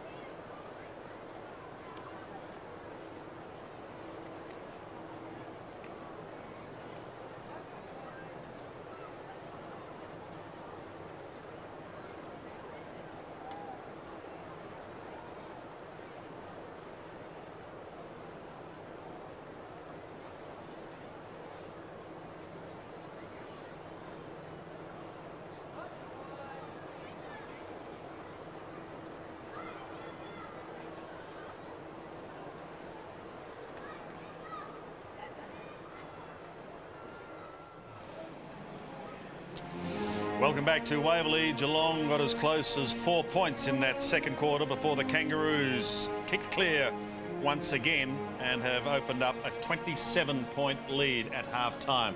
The Cats skipper is not with them out on the ground tonight. Gary Hocking, he's with us now though. Buddha, welcome to you. Congratulations on the captaincy. Is it going to be any easier second time round? Well, Sandy, it's a great honour to take the captaincy from Lee Colwyn and have the fill-in role and just give some more direction and leadership to the guys on the field, and hopefully Lee will be back around August. And depending on how the team's going, if we're doing poorly, well, I'll hand it back over. But if the team's going all right, I'd like to continue. No continue chance. it on. Yeah, it'd be great. Did you find the pressure too great in 95? What was it? 95, I was injured, and yeah, look, a little bit of pressure. Maybe didn't have enough confidence, and maybe maturity as well, Sandy, I think. And looking back now, I should have kept at it, stuck to it and worked through it. And I guess now I've learned from that, and hopefully I can do the job pretty well this year. 12th last year. I think the best you could do win-wise was probably 3 on the trot. You had a bad run when you lost 5 or 6 on the trot. The club's got to find some more consistency this year, doesn't it? Yeah, certainly disappointing, and like losing key players last year, it forced some of the young kids to step up, and I mean that's great for the club, but certainly you do need the direction of the senior guys out on the field. But look, great for the kids to sort of come on, and hopefully they can mature a lot better this year for us.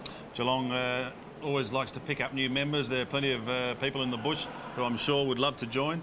So if you'd like to read out that number, you can get people on the phone now, Gary. Yeah, that's right, Sandy. The membership hotline for the Cats membership is 1800 462 287. I really encourage everyone who supports and backs the Cats to get out there and buy a membership for the club. Excellent, mate. Sounding like a true professional. Thank you, Sandy. Well done. Buddha, have a great season. As skipper of the Cats, we wish you well. Thanks very much, Sandy. Let's find out what's happening down in your rooms at the moment, because Richard Osborne is down there now. Ozzy? Thanks, Sandy. The Geelong players are just about to come out of the rooms. They've been in with Ayresy the majority of the half-time break. Gary was fairly calm. One thing I did pick up on, though, he said we need to have a go, we need to play on, so expect a more attacking Geelong outfit in the second half. Just a quick update on Paul Lynch. It looks like it's a slight hamstring, but they're not that concerned, only a little nick at this stage. Good on you, Ozzy, and let's hope it is only a little nick as far as Paul Lynch's hamstring is concerned. A break, the second half is coming away right here on 7.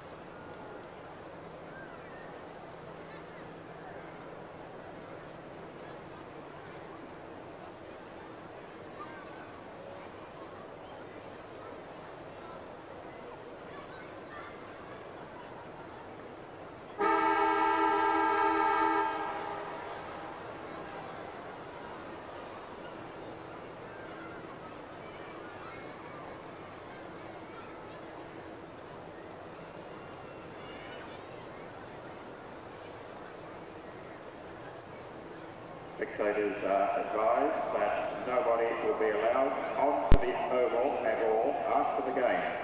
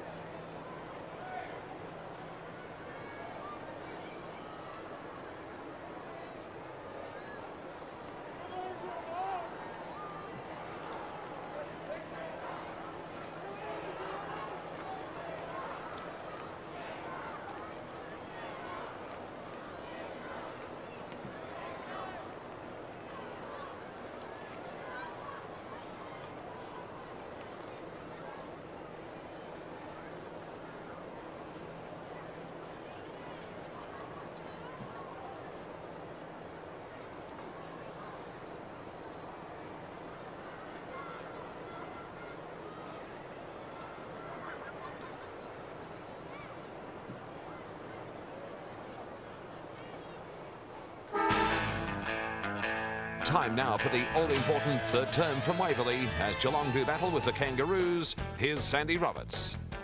Yes, thank you, Craig. Second half about to get underway. 27 points is the margin here at half-time. Multiple goal kickers. Scotty Welsh for the Kangaroos booted 2 in the first term. David Mensch booted 2 in the second term for the Cats.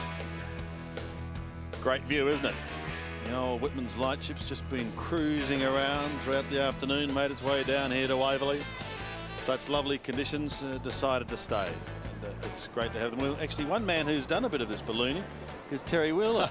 You have, haven't you? Thank you, Sandy. Yes, we did the hot air balloon across the city. Was it a worry upstairs? I mean, no, while you're up there, very, very pleasant. Please, recommend it. I love the terra firma myself, and I think KB might. Well, he also got the players to jump out of a plane when he was coaching the Footscray side, as they were known in those days. So heights was of no concern. Lost KB. 6 players, but don't you start either. All right, just about set to go in this second half. Good crowd in attendance, and umpire John Harvey just waiting to get things going. North just starting to show their ascendancy in the second half of that second quarter. Let's see what happens this time.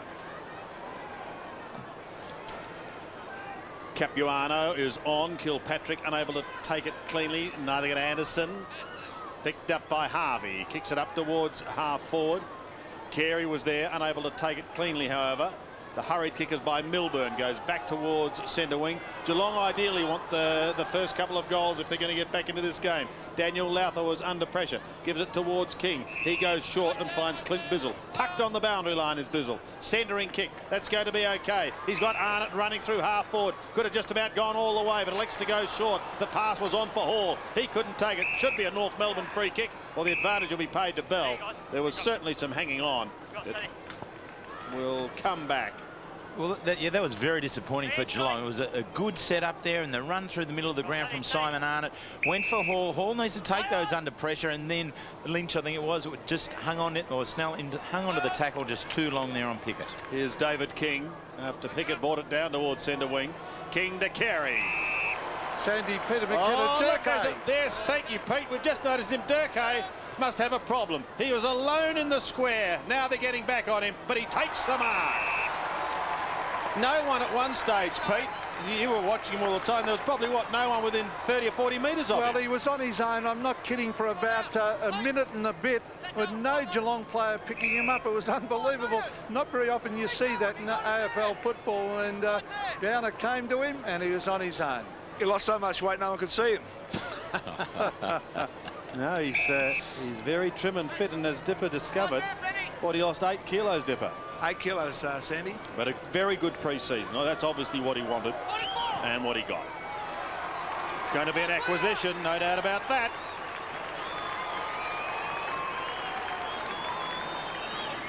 So Durkay gets his third, and this is a promising debut, Terence. Yes, it is. And as a coach, you're trying to assess that situation. You wonder, from a North Melbourne perspective, how can Gary Durkay get away like that when the play's up at half forward? He should be really looking towards his man, because Geelong can attack from that half back flank. But you just got to weigh it up sometimes and drop off the pace, and Gary Durkay has that ability to read the play just like that. 3 goals to Gary Durkay, and there's the bench down there, Dipper, for the Kangaroos. Yeah, Kevin, Jason McCartney, a bit of a headache, obviously, after that hard hit. Anthony Stevens, Hewitt, Clayton Scholl and Longmire. King out of the centre square, trapped by Bizzle, dispossessed, taken away by Pike. Don't argue, Hutton's his best as he pushed off. Here's a chance for Burns, centres the ball to the front of the goal square. Coming out in front is Mighty Mick, and he's got it. Not a head of hair between the two of them. Hall and Mick Martin. Ball is beautiful, taken by Archer. Speaking of K. Bartlett, you're a shocker tonight. He's had a big game so far, Archer, along with King in defence. They've been so strong. McKernan got the ride, the fist away by Graham. Hands and knees, Bell did it well to Grant. He's all tied up by Scholl. And they'll ball it up on centre wing. The pressure comes on the umpires with that piece there of Bell. Just the quickness with players will get the ball out from the contest. Is it a throw? Is it a handball? The umpires really have to work instinctively. McKernan pushing and shoving with Graham, who plucks it out of the air, then kicks it back inside the centre square. And here's King. Look at this. Been a magnificent player. He's on the burst. Go all the 3 way. bounces. Runs to 50, ran his full 15 metres and goes bang. He's got it. What a goal. Sensational. They can hurt, Terry. Oh, you've just got to bottle that sort of stuff. I mean, there are not too many players in the competition who take off from half-back like David King and take off as quick as he does. He stretches out there. I think he probably ran a little bit further than what he wanted to, but he maintained the balance so that when he did hit his kicking stride, he had the direction. He was running straight at goal. There was no around the corner stuff. He will continue to bust up games when he runs down the centre of the ground like that. Opposition side somehow have got to go with him and stop him. This is a dangerous margin now as far as Geelong is concerned. 39 points. They've got a free kick out of the square to be taken by King. But they need a couple of goals smartly. Mooney overruns it. Chance for North to clear through. Anderson pushes towards Pike. Ronnie Burns is there with him, but Pike finds the safety of the boundary line. A wry smile from the cool one, Martin Pike. Throw in on outer side. Let's go for the footy. You can hear the umpire saying. Mensch floats over the top, is well tackled. Does manage to get a kick of sorts. John Blakey, who made a wonderful start to the game, takes the mark on half-back. Opening up like a pretty well disciplined unit are the Kangaroos.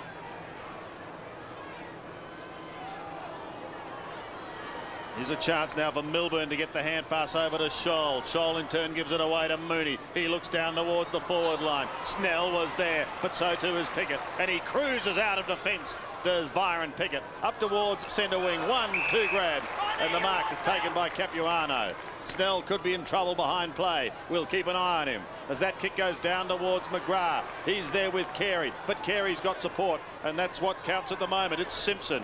Simpson is centering kick in towards full forward. Danger lurks again as far as Geelong is concerned. Bounces back to Simpson. Loses it. Picked up by Scott. A high ball round the body. Up towards full forward. No mark taken. Tackled strongly was Lynch. He loses it. McKernan from the boundary line. In towards Carey. Around he goes. He plays on. He kicks for goal. And he puts it through. We're back in town.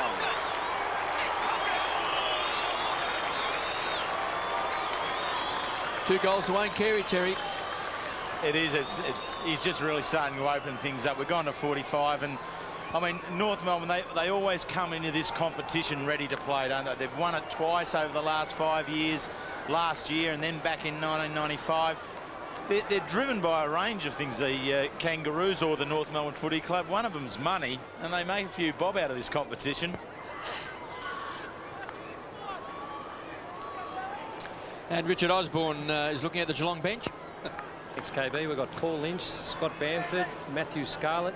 David Wiskinski's just come on for his first run, replaced by Ronnie Burns. He's replaced Justin Wood and Paul Lindsay.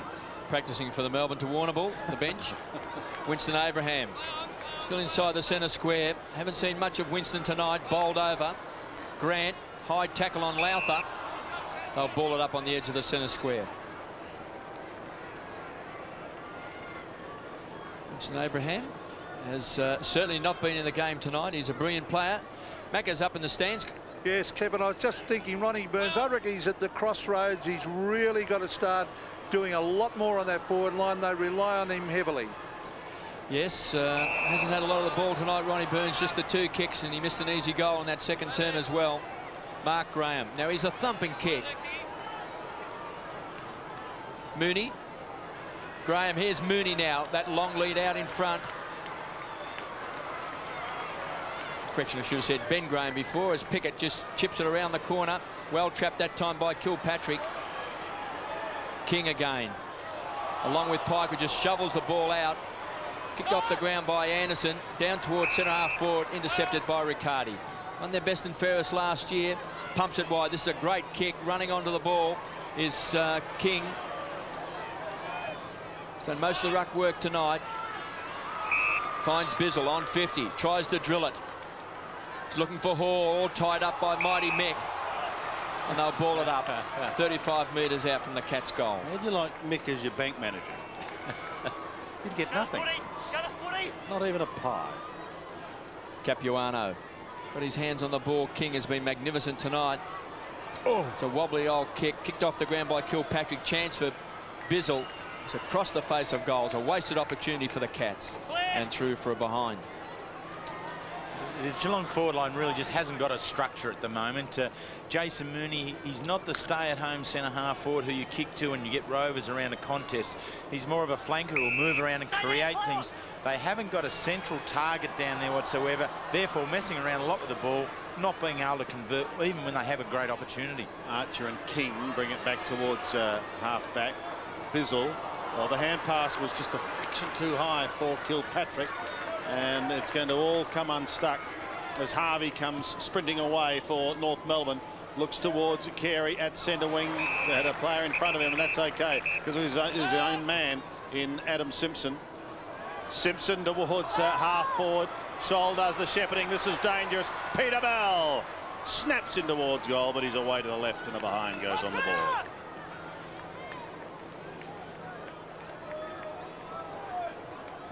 Admittedly, Geelong have a number out tonight. The Kangaroos, fairly strong lineup. Sanderson to bring it back into play. To the outer side. Kilpatrick at the back. He's going to have to be quick. Going to ground was Tristan Lynch. Last time we saw him was in a Brisbane Lions Guernsey. Over he goes to Benny Graham, off to Sanderson. Coming across half-back, but they're going to have to be quick. They're getting into awful trouble once again. Lynch gives the hand pass away to Bizzle. Bizzle looks down towards centre wing. Goes wide, but is going to be okay. But they need goals. 41 plays 86. A margin of 45 points. Okay, this has occurred off the play, Sandy. Brad Scholl, as we can see, umpire John Harvey there indicating that Brad Scholl just deliberately pushed David King out of the play, even though they were 50 yards off the ball. Free kick to King. Well, that could prove to be a very costly turnover. Hewitt's come onto the ground, gets it back from the hand pass. Well, somehow he got through that wall of players. Danger here. Bell in trouble, wobbles it round the body, gets it down to full forward. No one at home, however. Graham again defends to the outer side and again to Sanderson. Finds Sanderson, who chips it short, looking for Lowther. Got the kind bounce he wanted. Comes away from the back edge of the centre square and goes wide and finds Bizzle, who's a very, very good young player. Pumps the ball back towards centre half forward. That's what they want. Mooney leading out from centre half forward. Can be an important player for the Cats. That's a great kick. And finds Scholl. Mooney's just showing enough, Terry, to tell us that he can be a good player for him. He's big, he's mobile, he's a lovely kick, can take a mark. There he is on screen. And in '96, he was a very important player for the Swans. He was, and just the last couple of years, just lost a little bit of direction with the Swans, but down here will be a very valuable acquisition. It's an important kick for the Cats. He's a magnificent kick as Scholl, and he squeezes it through. 2 goals to Brad Scholl.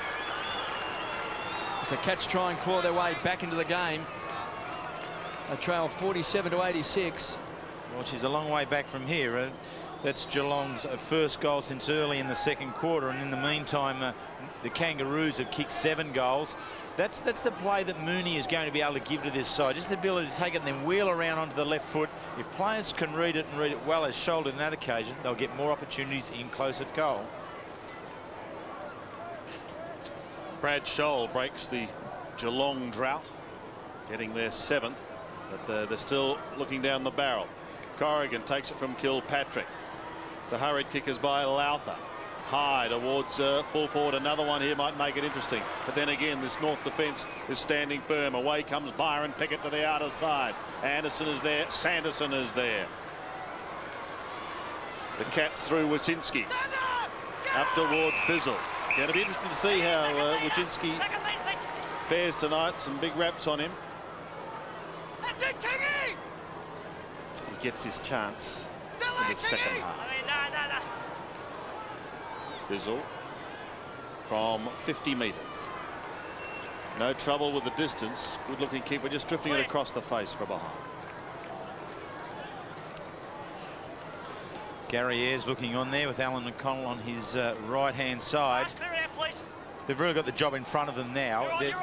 Inside this game, Geelong are working to win it, obviously, still, but then the coaches have to deal with the lead up to the home and away season and look at different ploys, different methods by which they can take into the home and away season. So there's a lot at stake here for coaches in these games. Archer finds Harvey. He goes towards centre wing. A nice floating mark over the top by Peter Riccardi. Geelong getting or trying to get some rhythm going. Snell has a problem. Yeah, that's cramped. That's the second time he's gone Yeah, we down noticed a him little bit down. earlier. Yes. You're right. And that's not a real encouraging sign for a young man coming off a pre-season. So he gives it away to Kilpatrick. Delightful mover. Swings it in towards half forward. Mooney tried to soccer off the ground. This could almost be like a billiard shot. Pike, has he taken it over? No, he hasn't. Well, the kick came from Wojcinski. Not going to be paid. Hewitt couldn't take the mark, although I don't think Mick Martin helped him. Grant comes in over the top. I think what that indicated, Sandy, that everyone's afraid of Mick Martin, even his teammates. So big Evan Hewitt just saw him coming out the side of his eyes and hoped that Mick had seen him standing. Don't you think this is a free kick here to Lowther?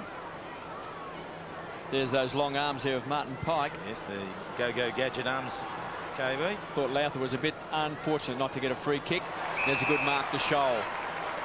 Played his 20th game in the grand final. Had a banner for him tonight. Goes to the pocket.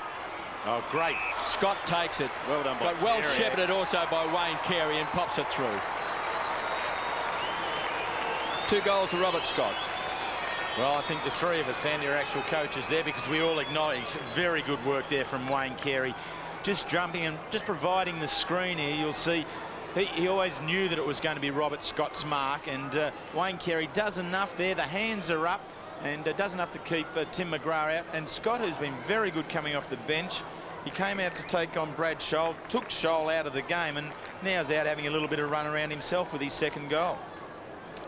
92 plays 48 in favour of the Kangaroos. We can see Snell there getting those calf muscles rubbed. Twice he's cramped in the game so far. He's kicked the goal for the Cats as well. King's kick was smothered.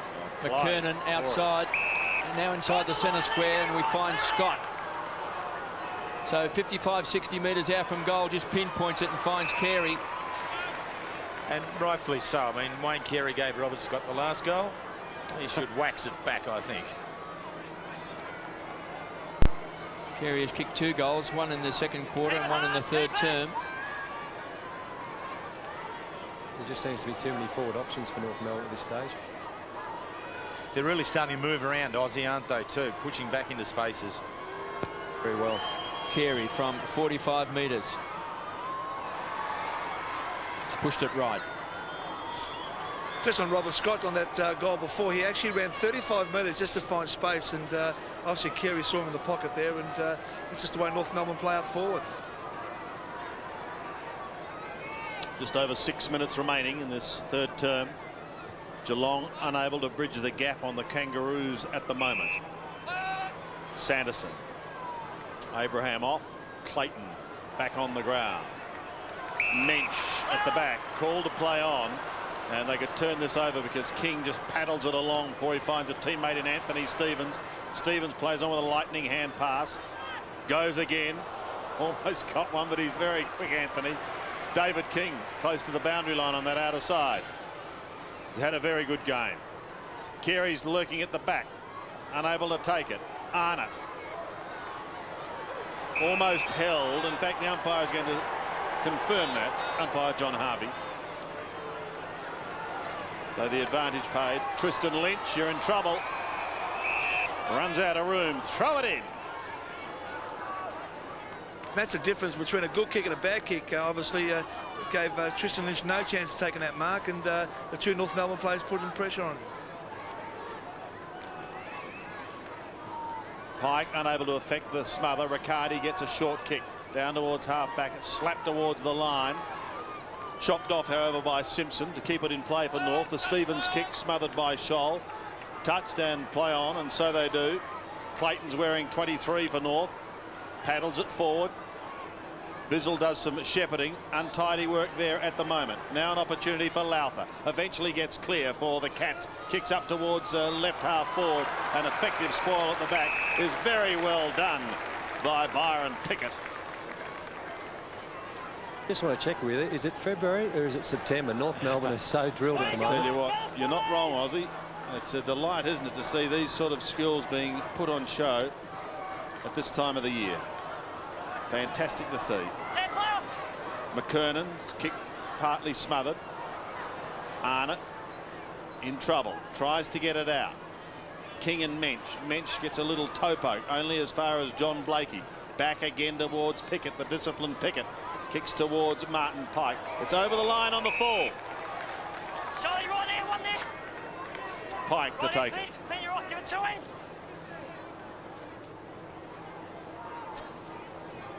In the stands, one of the great full forwards of all time, Peter McKenna. Pete? Yes, Sandy, every now and again they allow Kerry to go back on his own. He's one out in the goal square at the moment with Tim McGrath. It'll be interesting to see if North can get it to him quickly. They look pretty good at the moment, though, Pete. North, don't they? Oh, well, they barnstorm the ball forward. Here's David King charging away. Kerry's one out, so it's a real danger. Oh, look at Harvey. What was that Gilbert O'Sullivan hit, Pete? You're a great music man.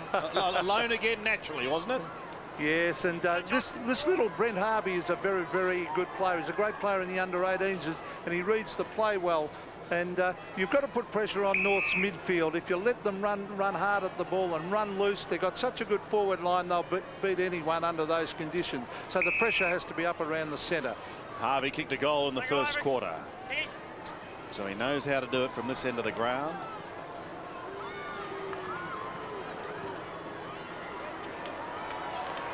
And does it pretty well. Brent Harvey has his second, and North are in cruise control, 15-9 to 7-6. Yes, they are, Sandy, and they're really now starting to not only run into some very, very good form. I mean, their pre-season games were good, but this has been quite an impressive hit-out. Just as Richard Osborne said, from down on the boundary, you can really feel the intensity, and you really see the way in which North are moving the ball, that they are here and playing for keeps.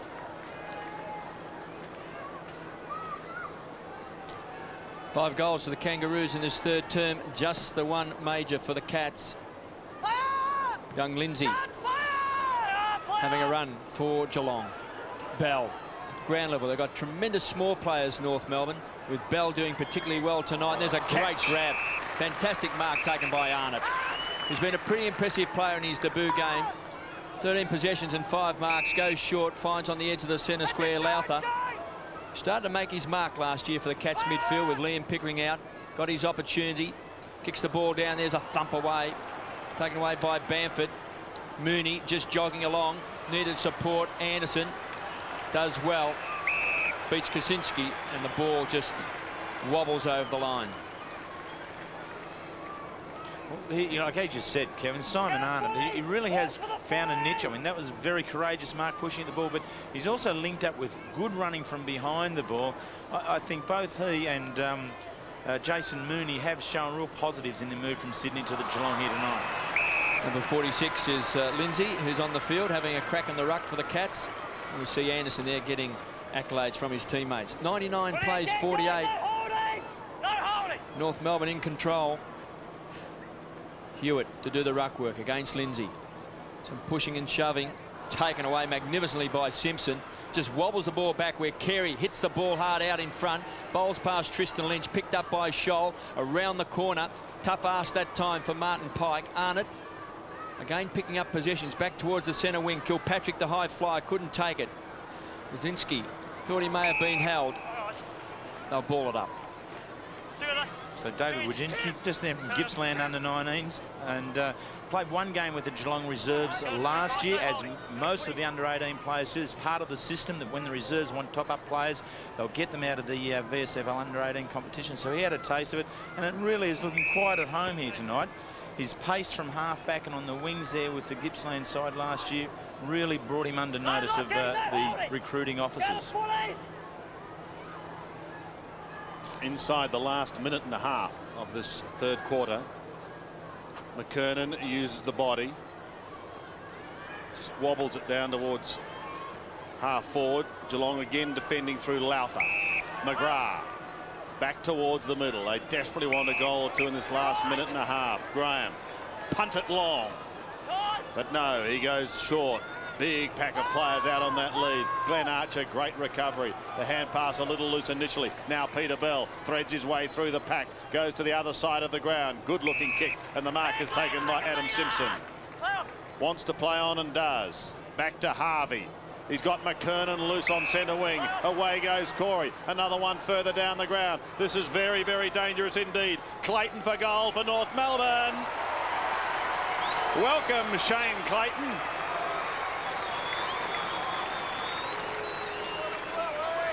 Shane Clayton gets his first, originally from Brisbane, and a 7th round selection in the draft. That'll do his confidence the world of good. Yeah, and it's very important that the young players in these games here do pick up some confidence. The young Shane Clayton gets on the end of a ball just tossed up by Corey McKernan, but has plenty of time, but then has the presence of mind just to settle down, take it coolly and quietly, slot it through for his first for the night. Clayton on screen, his first goal tonight. Cats players certainly have to run harder. North Melbourne run very hard into that forward line, create opportunities.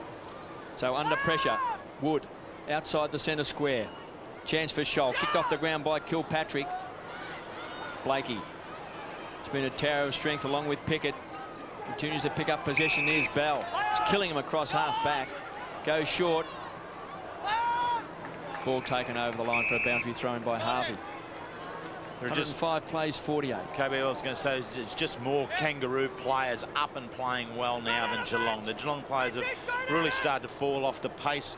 Good players earlier, Scholl and Hall, Mensch there in the second quarter, but they've all fallen away. And really, I can only pick up Simon Arnott at the moment, who's holding it together for them.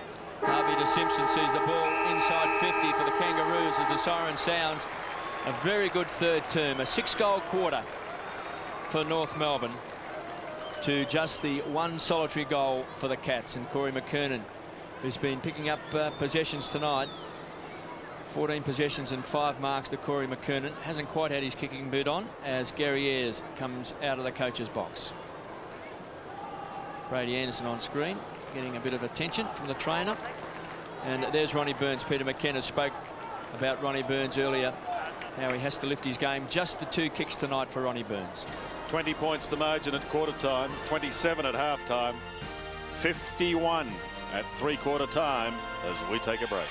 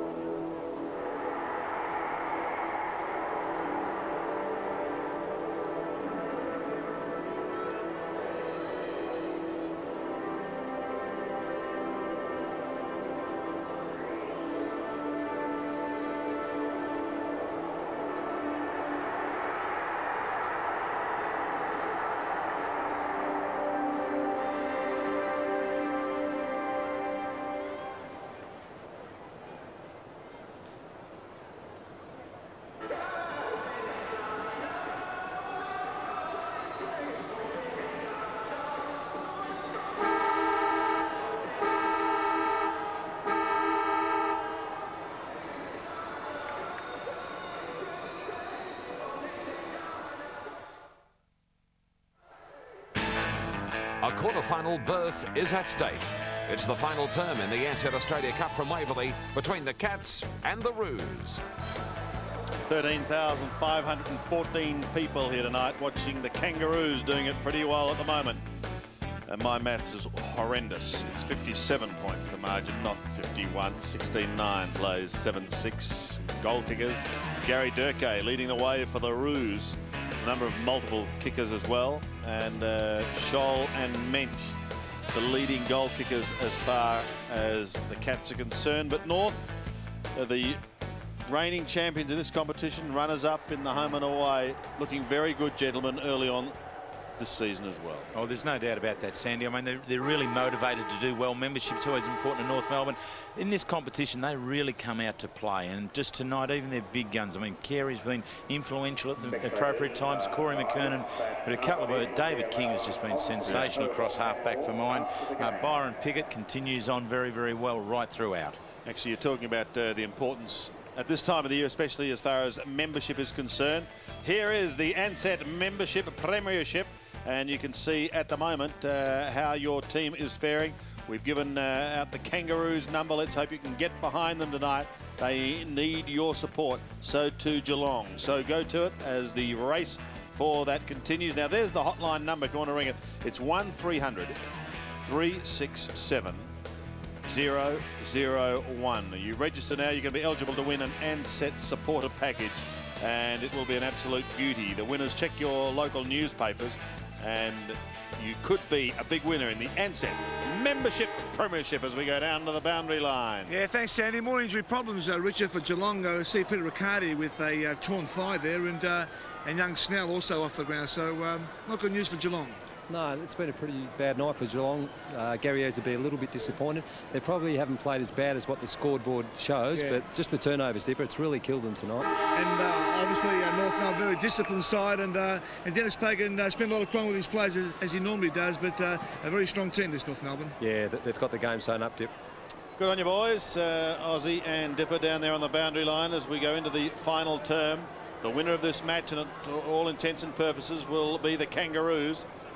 We'll meet the winner of Melbourne and St Kilda, who are playing here at Waverley tomorrow night. That should be very, very interesting, with Tim Watson making his debut as a coach, and we certainly wish Tim all the very best. Here's Ring My Bell, and he does as he goes to the outer side. He finds Shane Clayton kicked a goal late in the third term, and one of the favourite sons at Arden Street is this man, John Longmire. Missed out last year.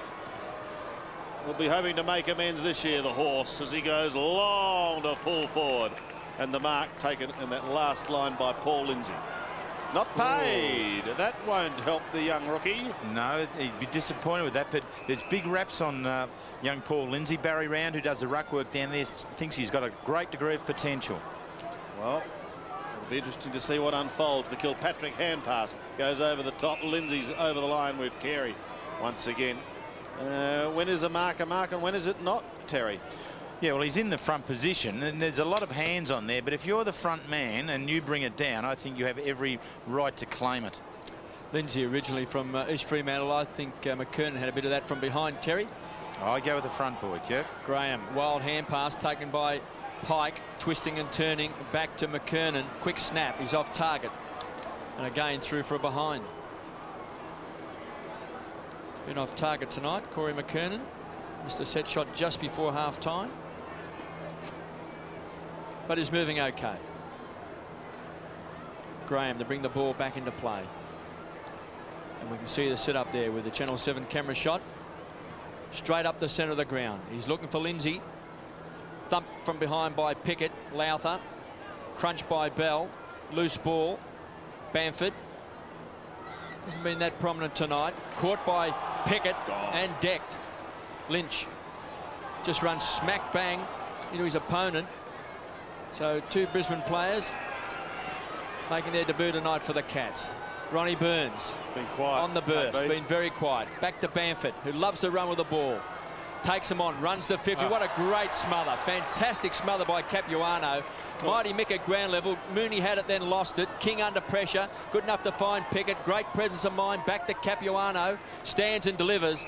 And there's a good mark running with the fly of the ball by Wood. Just a couple of games last year, kicked 4 goals in 1 game from the wing. Looked a promising player. Young players. The essence of success for the Cats. Mooney tried to slap it out, taken away by Clayton. He's a very fine young player. Didn't quite get the opportunities in Brisbane, but there's always been big raps on him. Pike back to Bell, continues to rack up possessions.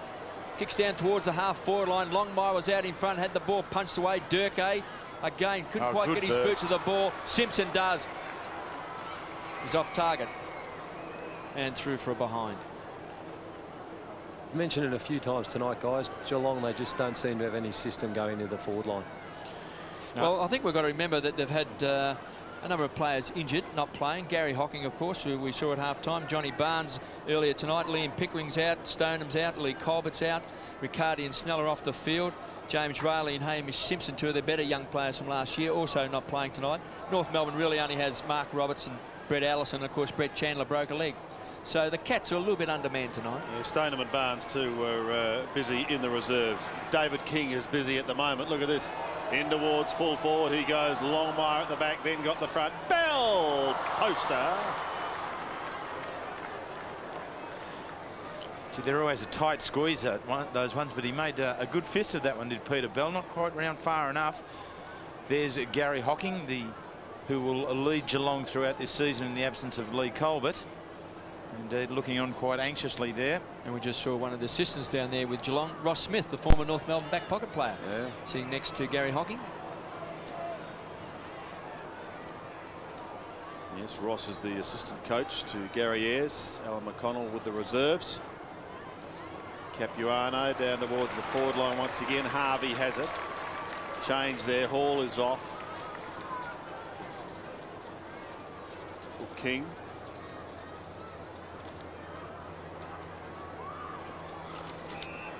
$60 points the margin at the moment. Harvey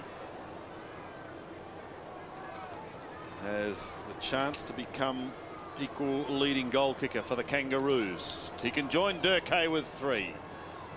40 metres out. Floating drop punt is going to be quite okay, I think.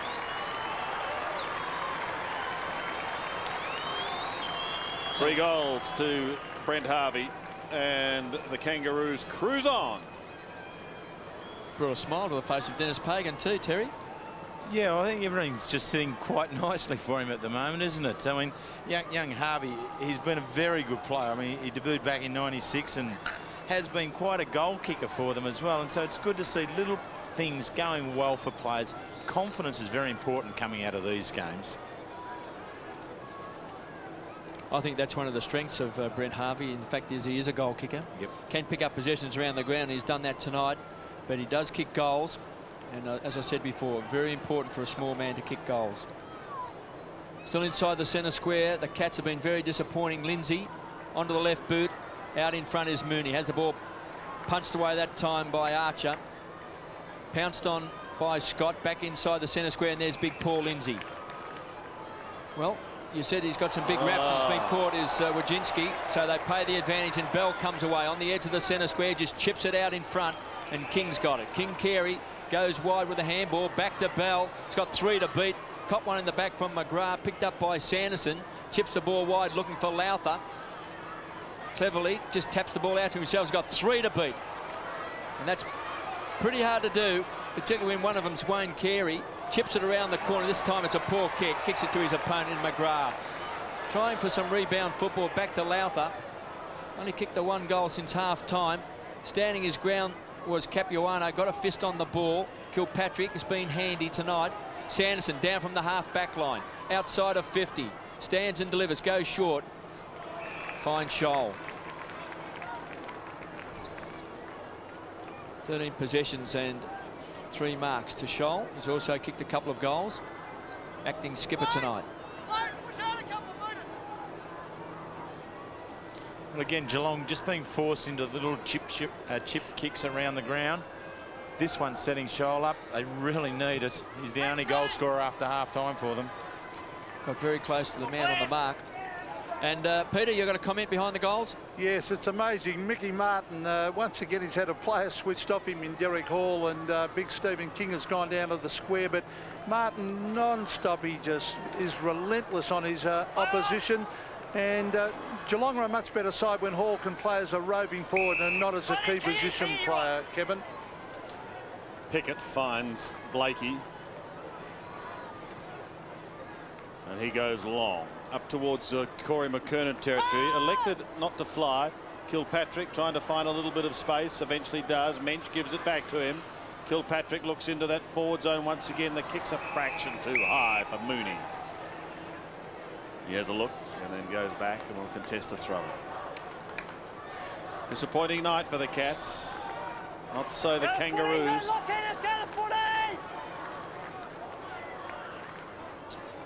Quarter-final berth to be played by the Kangaroos. Will it be Melbourne or will it be St Kilda? We'll know tomorrow night. You'll see that game on 7 from 8:30 local time.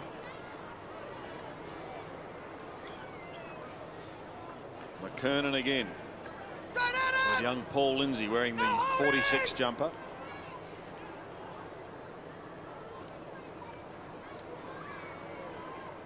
Socket back in towards the middle. An effective pickup by Wojcinski. All part of the learning process for him. Here's Bell off to Scott. Again, defending grandly. They come back into the middle. This is Adam Simpson. He looks towards half forward. Longmire comes steaming out. Gets assistance and he needed it. Simpson's kick to half forwards are going to be okay, however. Durkay, he's booted 3, 1 in every term to date. He's going to be kicking from just outside 50. It'll test him. He's going to have a go. And in going for the extra few metres, he's pulled that away to the left. But I would imagine they'd be pretty pleased with him. Yeah, and he's shown it also in the lead-up practice games. Just the last couple they've had, he's been a good contributor. It's a group of the Geelong players there, Liam Pickering on the right, Stoneham in the middle, and that is quite a group of players out of the side, and a lot of those are not too far away resuming. Ronnie Burns has just left the field, Terry. It's pretty tough. We've talked about Ronnie Burns, but it's hard playing as a permanent forward pocket player all the time. You need a contest to be able to work around, and that's what Geelong haven't been able to produce tonight, either at half forward or in the goal square. They haven't had a strong contesting player there for Ronnie to work around at the feeder. Young Lindsay just trying to find his feet in the game. Capuano goes short to 50. Longmire hits the ball hard, gives it across to Harvey. Some fancy footwork. Great tackle by Lynch, not rewarded. And Durkay kicks a goal. 4 goals to Gary Durkay. But I'd like to see maybe Ronnie Burns played up as a rover or maybe as a winger, maybe even out of a back pocket, just to try and get a bit of confidence without having players hanging off you all the time, too. Yeah, I agree with that. So when you're locked away, so to speak, at half forward or forward pocket, and things aren't working with the side around you, you do need to be able to get and have a little bit of a clean out, a little bit of a run. But in terms of a clean out, Gary Durkay has been very good. 1 each quarter is a good return. Geelong just 1 behind for the quarter to date. The Kangaroos have continued on their merry way with 2 goals for. Anthony Stevens tries to get it out of the middle. Bit of holding on. In fact, it was high. So the youngster will take it. Back here, guys, back here. Paul Lindsay as Ronnie contemplates on the bench. Back around again, back around. You're right now, give it to him. Lindsay from the middle. Elects to just give it away to Sanderson. He kicks up towards half forward. Good kick and the mark taken by Graham. Well, if he gets onto this, distance won't be a problem. But he just pokes it up towards full forward. Big pack of players. Fine mark taken by King. The biggest man in the pack. And he'll have a shot for his first goal for the night. And really, this is a strategy that I'm sure Gary Ayres would like to be able to develop, and that is King getting down into the forward line. It's just then who does carry the ruck work. Tonight we're seeing Paul Lindsay, but he's only on the rookie list, so unless they put him on the senior list by taking a player off, he's ineligible for the for the home and away season, but King in the forward line could be a very dangerous proposition. His kick for goal is good. He gets his first. So King kicks one and King goes off. Carey off for the Kangaroos. He's done enough tonight. There's no doubt about that, and you can wrap him up in cotton wool and bring him out next time the Kangaroos run out onto the paddock. But Ben Graham, he's tried valiantly right throughout the night, but really hasn't been able to handle Corey McKernan. McKernan's mobility at ground level has really worried Ben Graham. He's down the forward line now. King, a worthy option in the forward line. There's Wayne Carey as the Kangaroos lead by 66 points. Jason McCartney beside him. Got a heavy knock early in the game. 121 plays 55. Just over 8 minutes of action left. Capuano doing the ruck work. Of course, they can always play Mensch, and also got John Barnes to come into the ruck as well, Terry, in the premiership season, as McGrath has been paid.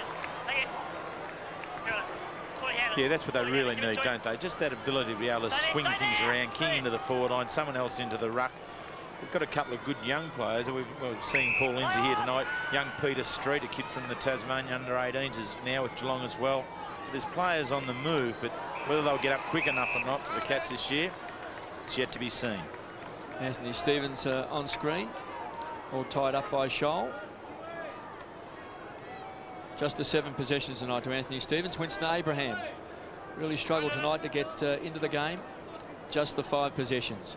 Capuano, hands on the ball first. Scott came off the interchange bench. Has been a very good player. There's a good strong mark. That's been taken by Bizzle.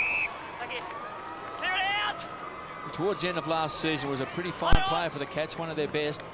So they'll be hoping that he takes giant strides in 99. Here's Scarlett, youngster. His father played with the Cats.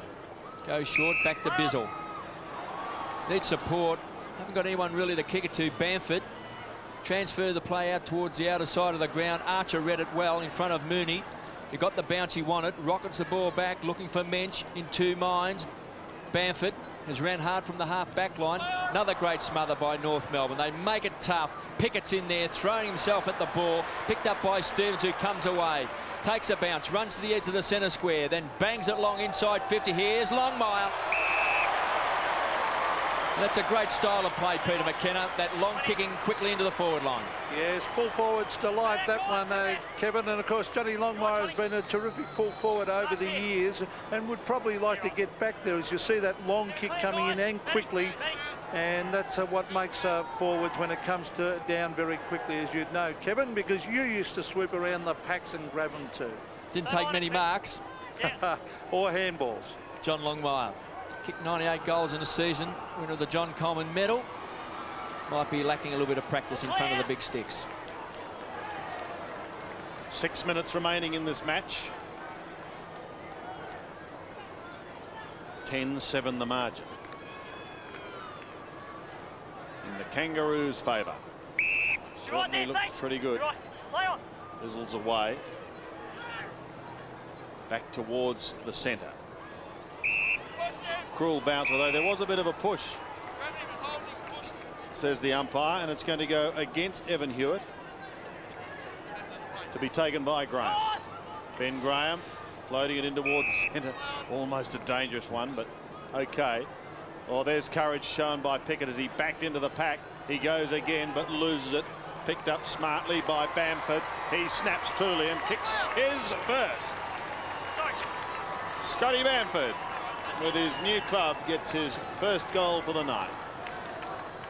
Well, Scott Bamford, he really could add something to the Geelong side. He's certainly not going to have anything in the strength department, but he could be able to add to some nip around the flanks and the wings. And here he is. He roses pretty well. And you just see the way he laid the ball down onto his left foot. Ensured that the lace was pointing towards the goal and then hit it so that it rolled nose over nose perfectly through. A well-executed goal. 122 plays 61. The Kangaroos have doubled the Cats' score. First goal to Scotty Bamford. Capuano out of the centre square. Martin Pike overruns the ball. McGrath has to kick the ball wide. Got the running Corrigan, who just chips it. Finds Lynch at his 3rd league club. Started with the Tigers. and played senior football with Brisbane. Woods down towards the half-forward line. Great pick up by Graham. Took it on the half volley. Mench's hand pass didn't hit his target in Hall. Scott kicks the ball long out of defence and finds King. All tied up by Lynch. Just didn't hold him back long enough. Good enough to get the kick to Welsh, who's kicked 2 goals. Started at full forward, kicks the ball wide. He's going to reach the 50-metre line, and there's Johnny Longmire. A bit too tall for Bizzle. But it's a good sign for Johnny Longmire. He's missed out in 2 grand finals. And the mark's been taken by Stevens, who will run into the open goal and pops it through.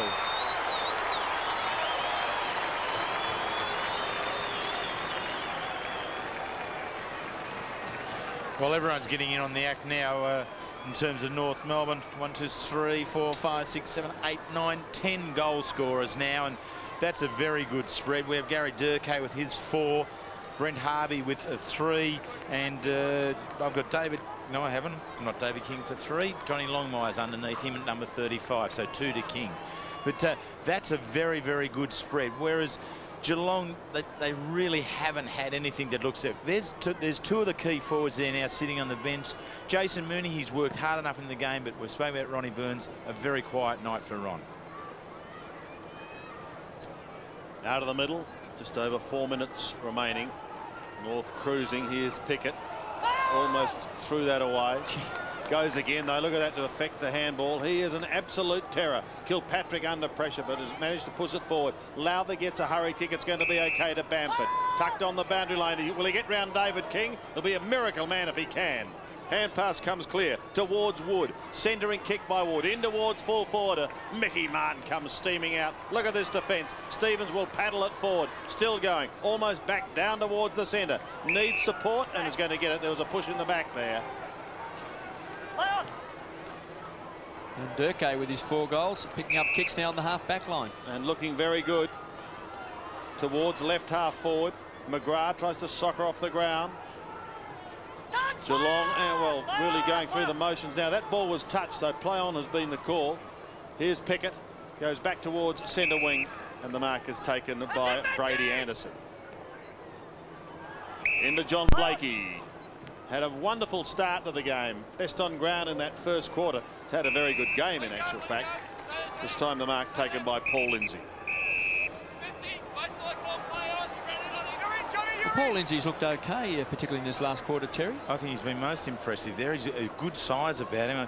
He stands 198 centimetres, and the media guide has him at 100 kgs. I think he probably is not as heavy as that because he looks quite trim and athletic there. I think he does show something for them. Reminds me of another former Geelong player, John Mossop, a bit. Yes, yes. They might have to get him off the rookie list. Yes, here's Harvey. Stevens. Just tucks it under his arm and off he goes. Flat-looking punt kick, however, is marked by Daniel Lowther. Inside the centre square, 61 plays 128. The Kangaroos well in control. Good play again that time by Pickett. Got in front of Hall, backed up by Archer. A very strong back line for North Melbourne. They combined so well together. Lynch caught. Sanderson has to chip the ball wide and finds Bamford. The goal in this last term goes straight down towards centre half forward. He was looking for Mench, had him in his sight. Stewart comes through, taken away by Blakey. 21 possessions and 6 marks, so he's had a big night. McKernan comes out. He's done some nice things as well. He's in good touch. Welsh has booted a couple of goals to McKernan. Needs to kick one on the run. Again, he has missed. No, he's got it at last. Well done. Not enough excitement from Corey. Got to get excited if you kick them, Terry. You do have to get excited, but they're really just going through the motions here now. Corey McKernan, when he gets that big gate going here through half forward, he's a big, powerful man. And see him here, away, he strides away with the ball. And with those large strides, he's always going to maintain good balance. And when he gets onto his kicking, last step of his kick, he's always well positioned to go. Corey McKernan becomes the 11th goal kicker for North Melbourne, as David King has a well-earned spell. 61 plays, a 134. This is turning out to be a good old-fashioned thrashing. Bamford, however, continues to work hard. So too does Pickett. Here is Bamford. Gets the hand pass over the top towards Wojcinski. Looks classy as he goes down towards the forward line. Scholl at the back with Robert Scott. Takes it over the line. North just backed their judgment, Sandy. They've just run in waves all night. They've just got the foot speed to do it and also the skills, because if one thing is running the lines, but if you turn the ball over, it can hurt you, and they've just got such good skills. I think you summed it up earlier, Ozzy, when you wonder whether it was February or August. In song, aren't they, Sandy? Yeah, very good at the moment, but early days. It'll be interesting to see what Melbourne and St Kilda produce tomorrow night. They're in the bottom half of this family tree as well. Back towards centre wing. In the closing couple of minutes, Abraham tries to push clear. Lynch was there also. McGrath for the Cats gets the hand pass away. Back to Lynch, short, and he finds Justin Wood. Now Wood's on centre wing, and he'll be disappointed with that. A little bit of a how do you do behind play, but I think it's really Pike and McGrath just having a bit of a chat. I was on the boundary line then, just watching these three Geelong players. Not one bit of talk then, and the three boys just got confused then.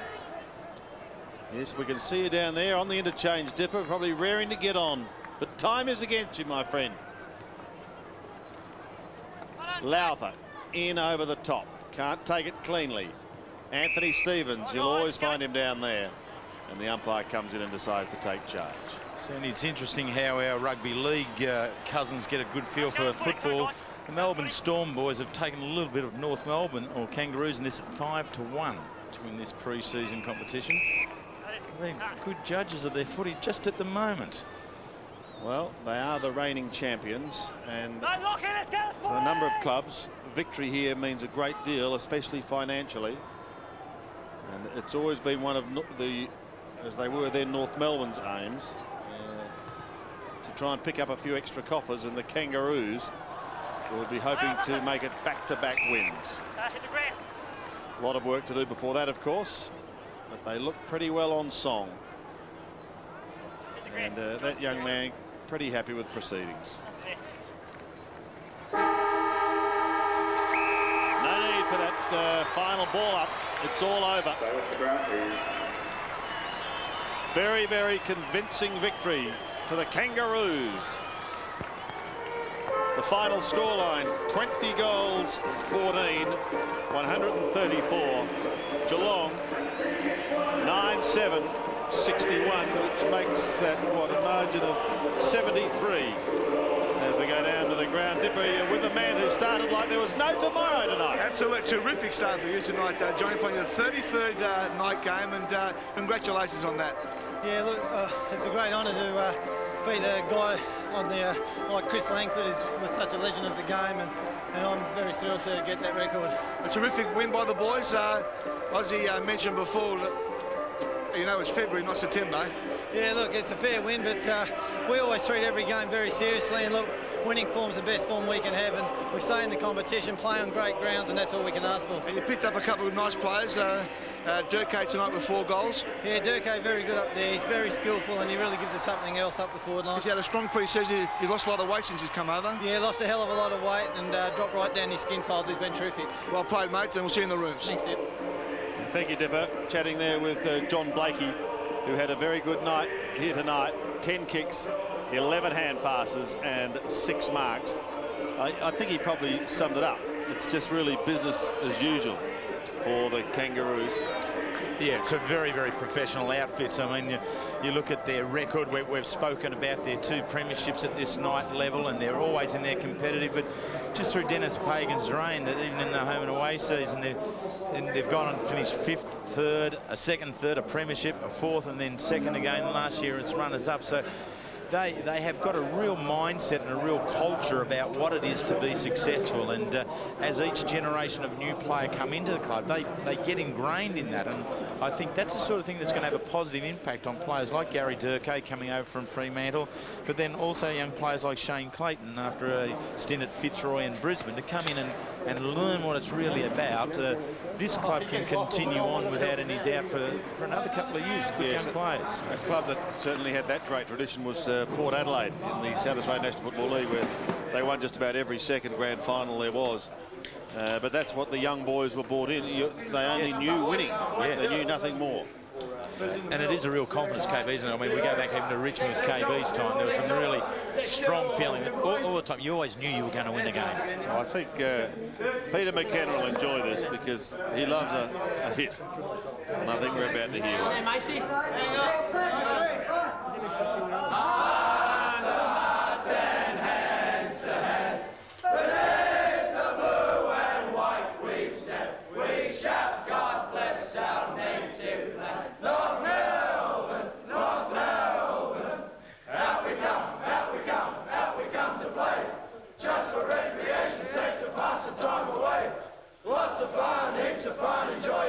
Today. North Melbourne boys are hard to beat when they come out to play. So join in the chorus and sing it one and all. Join in the chorus, North Melbourne's on the ball. Good old North Melbourne, the champions you'll agree. North Melbourne will be premiers in 1999. Charlie, well done on the 200th.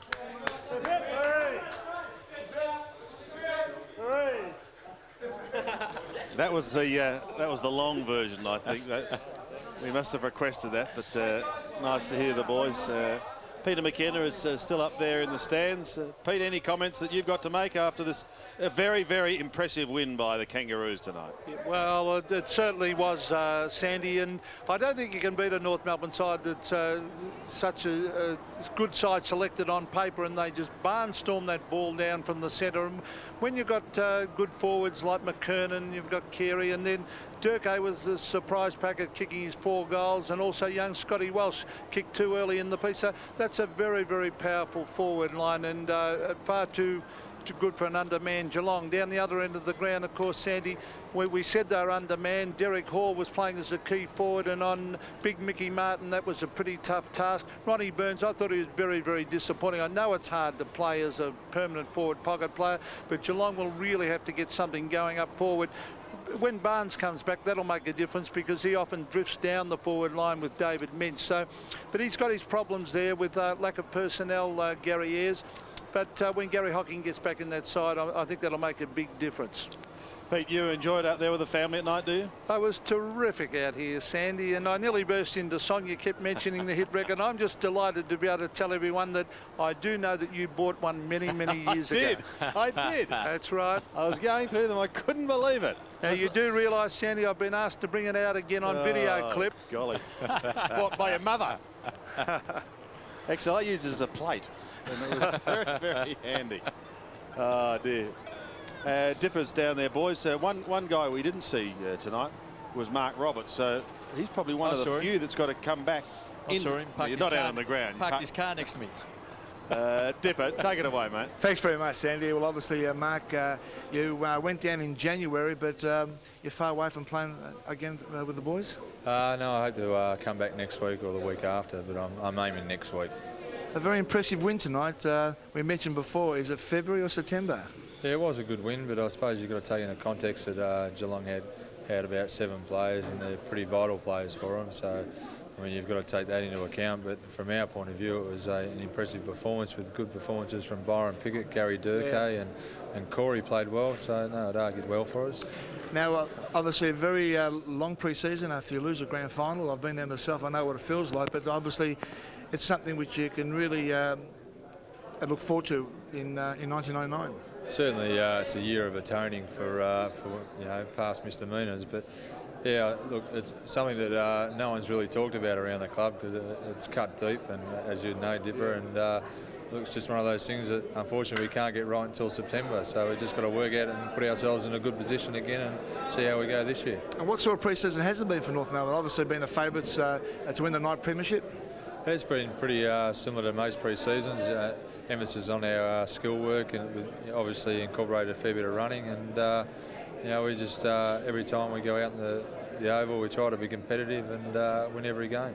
And the good thing is too, you've got about 30 players you can play in the 20 positions. So it's always going to be difficult to get a game here. It certainly is. I was 24 out there today, and there's still a few blokes, a couple of blokes in the reserves, and a couple of blokes out injured. So. Yeah, there's certainly a good list there to choose from, so there's going to be a few disappointed blokes each week, hopefully not me. And the move to Sydney this year, very important for the club? Yeah, it certainly is. We've got to build up a membership base, so obviously the easiest way to do that is to keep winning, and hopefully we can keep doing that. Thanks for joining us, mate. No worries. Thanks, Steve.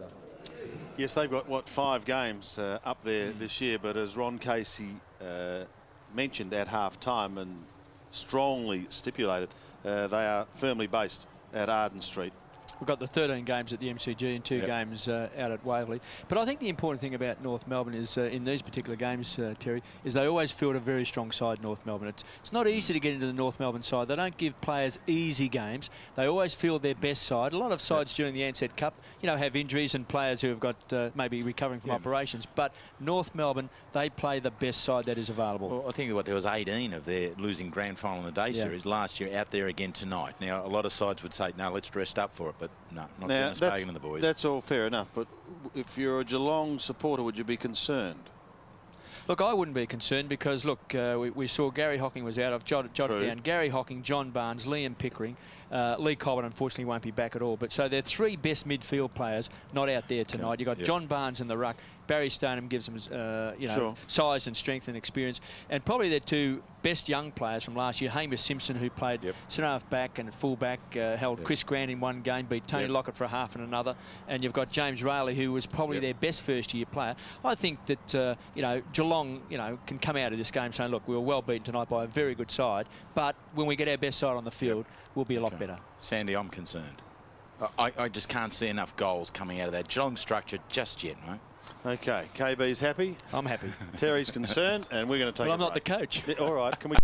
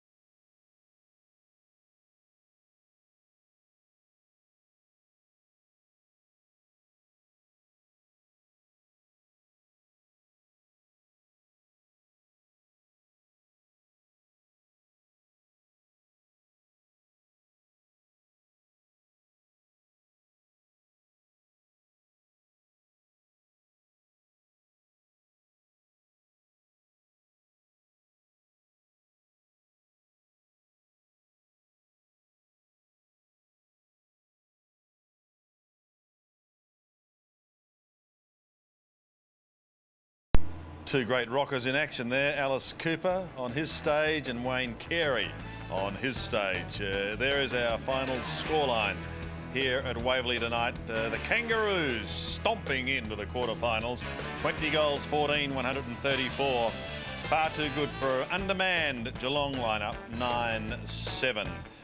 Goal kickers, Gary Durkay, 1 in each term. Very good debut for him for his new club. Brett Harvey booted 3. Scott, Welsh, King and Carey 2 apiece. Whilst for Geelong, the cupboard was considerably barer. Scholl and David Mensch each contributed 2. But as we have said, Geelong was certainly undermanned tonight, and one of the key men missing was the man who wears the number 26, big bad Barry Stoneham, and he's down in the rooms now. He's not too bad, actually. He's with Richard Osborne. Ozzy, over to you. Thanks, Andy. Barry, a bit disappointing for the team tonight, but on a personal note, how's the Achilles? Yeah, personally, Richard, first game back tonight in the reserves for the first half of the game, so it was nice to have a run around. Didn't do a lot, but certainly got through unscathed. But disappointing tonight for the boys. The first half I thought was very competitive, and the guys played pretty well. With the second half, I think North a bit more polished with their skills, and we had a few turnovers in the second half of the game. But it's also good, I suppose, to play the young fellows and a few of the draft choices for this year, and be a good experience for those guys. There's been a few changes over the summer with new board, new president. How's that been for the club, Barry? Yeah, it's been great, very positive, certainly, and very aggressive, the new board, which is great. I think Geelong needed the change, and the guys who are there at the moment got some football experience plus business experience, and I think it's going to be great for the footy club. And everyone's really gelling well together at the moment, and hopefully for a big season, 1999. Barry, just going back to on-field, you look at North Melbourne at this stage of proceedings, they do look very, very sharp. I mean, would it suggest to you that their program is perhaps a couple of weeks ahead of Geelong's? And just on that, did the Cats do anything different in their pre-season this year? No, nothing really different. We certainly have had a different, I suppose, phys ed preparation, different phys ed guys this year from last year, and they've been very good, bringing some different ideas to the club. And I think the days of running 4 days a week flat out certainly have probably gone, and this year we've been a lot of cross-training.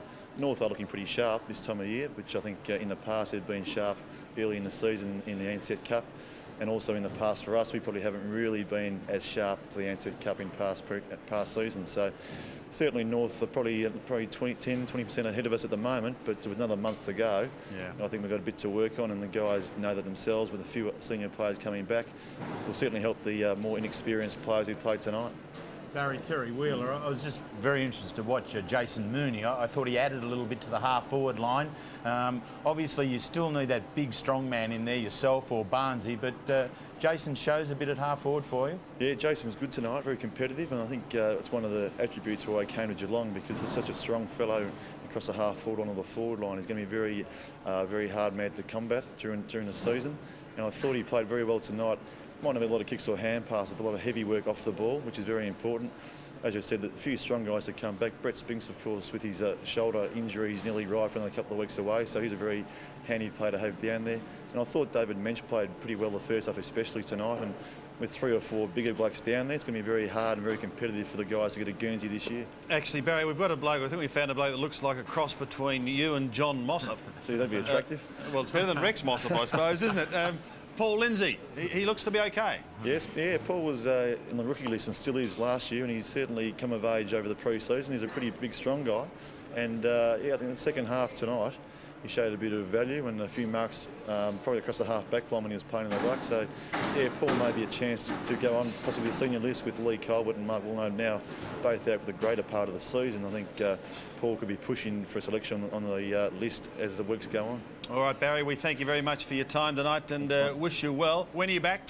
Actually, I played a half today, and play probably hopefully a full game next week, and we'll see how we go from there. Excellent. Good on you. Barry Stoneham chatting down there with Richard Osborne. Let's have a look at some of the highlights of this game, because as he said, the Cats really did start very, very competitively, didn't they? Oh, they did. I thought they were very good early. I mean, it was a goal-for-goal opening in the first quarter, and here we just see them starting to link together, and Lynch was good early. He gave them something across the half-forward line and was very, very active and creative there. Unfortunately, a little bit of a twing on the hamstring, and he didn't come back out after half-time, so we hope that's all right. Gary Durkay was, well, in essence, the difference between the two sides. He kept stepping in at the appropriate times. A goal in each of the quarters was a very fine contribution from that player, and I think North are starting to create a full range of goal scorers. 12 players kicked goals for them, so that was very good. But Up at that stage, that goal there from Minch, it was in the 10-minute mark of the second quarter, and Geelong had got within 4 points. Then it started to get a little bit tough for them. Mooney does a bit of a job here on Jason McCartney, and he goes off and doesn't take much of a part in the game after that. But here, this is where the Kangaroos really started to take over, and the concern for mine was that North Melbourne were able to dominate the last 5 minutes of the first quarter, and then the same period in this second quarter, they just keep banging on goals all the time.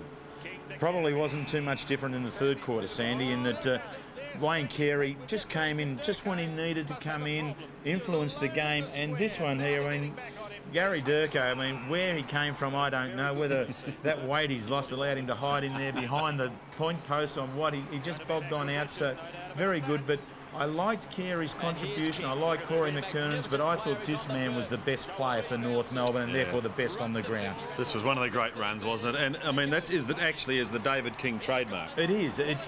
He's just so aggressive in the game, and his mindset to it is that if he gets the ball, he's going to go on and do it. And that's what he should do. He should continually attack that goal square, because you've got Wayne Carey who kicked 80 goals last year. You've got a Shannon Grant who bobbed in with nearly 50 last year. They've got enough goal scorers in there amongst there. They maintain their pressure right on Geelong at all times. Young Paul Lindsay there couldn't get the ball away, and here's the rebound football that North are able to create. There's a real overlap of run that when Harvey couldn't get through there, Durkay was the next wave coming through, and he got onto it. There's a little bit of a rugby feel in the way in which they run from behind the lines. Geelong had another dip at it. I think Scholl gets a goal here. King gets in for a late goal. This is 10 minutes, 15 minutes to go in the last quarter. Would have been good for him to perhaps have been able to get down there a little bit, but when we see Barry Stoneham still in the change rooms, we see John Barnes in the change rooms, there's no one to take over from him.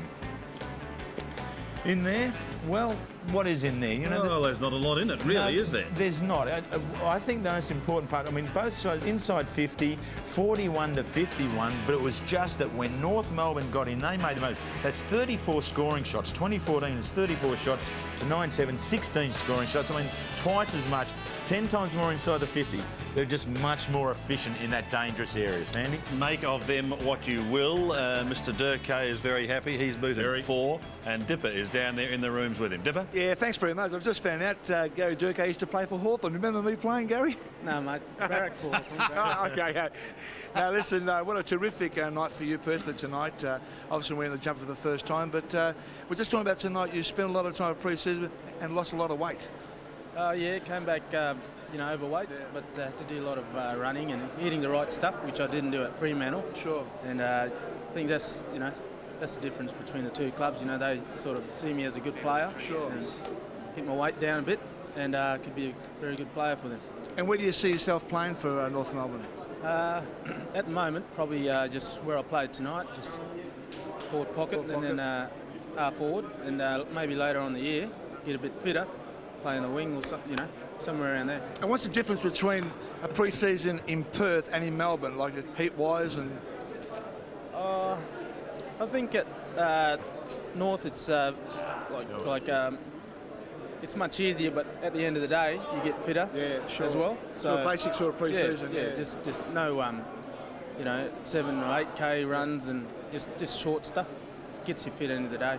And what's it like playing with some of the the two champions of the AFL, such as Wayne Carey, David King, who played terrific tonight, John Blakey? When you run out there with the kind of players like that, you just got to pinch yourself, and all of a sudden, you do a little thing, and they come up to you, pat you on the back. Sure. It's a really huge thing. And you spent 4 years at Fremantle and playing again with Winston down here. Oh, Winnie and I, great mates. Even when we played local in Perth, Sure. And just to come here and play with him is a great honour. Same with Byron. And it's just so far it's been good. Were you sort of nervous tonight playing for North Melbourne? Yeah, I had a bit of the butterflies in the guts, and after a while, just felt right in there with them. So. Well, the best thing is I've heard tonight you used to break for Hawthorn, and well played tonight on your 4 goals, and I'm sure we're going to be interviewing you throughout the season. Well done, mate. Thanks, Tip. Dipper, you didn't honestly think that he'd remember you, not going back that far. He remembered me. He actually said I was number 9. He remembered me. But he was like a little baby. Well done, mate. Yeah, good on you, Gary Durko. 4 goals tonight, and chatting down there with Dipper, a very, very good performance. So the family tree, as it stands at the moment, we've had a good look at the top half, but this is the bottom half where we can see the Kangaroos advancing, quarter-final berth. Richmond already there with their win over West Coast. Port Adelaide, too good for Adelaide, but of course they had the tragedy of losing Sean Wren. And then the Kangaroos will play now either the winner of Melbourne and St Kilda. And great interest there, because you might remember in the semi-finals of the big action last year, Melbourne and St Kilda did battle, and this is the one we've got again coming your way. Tomorrow night, it's 8:30 Eastern Time. Just check your local guides, but we might just refresh your memories. Remember that semi-final last year between the Demons and the Saints? St Kilda 3-4, Melbourne 1 goal 8 to half forward, Winmar. Gee, it's a good mark. Slippery as a pig, eh, Russ? It's a good kick too. Great kick to the goal square, Aussie Jones! Neats on the 50. Melbourne desperately need a goal. Wide to Farmer. He's 35 out. Kick it! He's got it at last. Darren Cowell out in front of Neats. Great lead. Magnificent kick. Farmer breaks from the goal square.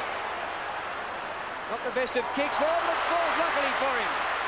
Farmer for his 4th for the quarter. Oh, great play. Unselfish. Great play. Who's over the goal? What about the vision of Farmer? What gets through? Tingay charges and goals!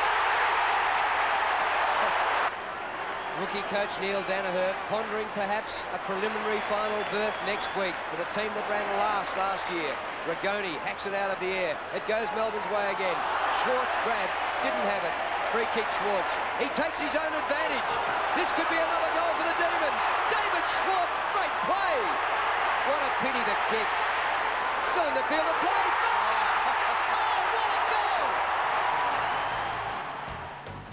Tell you what, there are some excitement machines in this game, and Jeffrey Farmer is certainly one of those. Saints fans mightn't like us putting that up, but there was the first semi-final result. Big win to Melbourne, 15-17, 107. St Kilda, 7-14, 56. But tomorrow night, who knows? It could be a totally different story when Melbourne and St Kilda clash here at Waverley. Dipper's microphone is hot. Now he's found Glenn Archer. Dipper? Thank you very much, Sandy. Well, Glenn, a terrific win by the boys, but the back line tonight played marvellous football. Yeah, it went really well. It's something that we've worked on in the pre-season. We want to have a real strong defence. We ranked about 13th last year, so it's something we've worked on really hard. And Byron Pickett out there, I mean, he always gets a fingertip to something, doesn't he? Yeah, he's sensational. He's great to play next to. I think my man let out about 3 times tonight, and he dropped back and saved a certain mark for me. He's great. Now, you got a few bets about some players kicking goals, because David King just loves to run off that half-back line, doesn't he? I think I'd be about 1,001, I think. I don't think I've kicked the goal from the back line. He went really well tonight, Kingy. Now, as a backman, obviously, you like to see your teammates kick goals. I mean, tonight I think they had 11 players kicking goals. A good spread for North Melbourne. Yeah, it was sensational, especially Dave Kingy to come up from the back line and kick 2. Gary Durko, I thought, was sensational, kicked 4 goals tonight, and he's added another dimension to the forward line. It was really good. And what's your role at North Melbourne? Obviously, we got you there as a strong man in the half-back line. You sort of got a role there? Yeah. Sort of captain of the back line? Or? Yeah, we got a few, me and Kingy, between me, Kingy and Mick, I think we've got enough experience. I forgot about Mick, that's right. to work it out. So it's not really left up to the one bloke, just all of us work together. And personally, a good pre-season? Yeah, had a pretty good pre-season. I wish I was getting the ball a bit more, but it's only the first round. It's only early. What's the tough side about pre-season? I mean, you've been through a few of them now. What is the tough? I'm not sure. I think it gets easier and easier every year. The more experience you get at it, sure. And each year you get an extra fitness base, and I find it gets easier every year. I enjoy it. Well, you're a marvellous player, and we'll look forward to seeing you play this year. And Sandy, North Melbourne down here, you're pretty hot at the moment. Thank you, Dipper. Yes, it's a mean quartet, isn't it? Archer, Martin, King, Blakey. They'd give very little away. They do give very little away, and just the way they go about their work, but they turn it from defence into attack, just like that, Sandy. Just as we go to a break, just like that. Beautiful.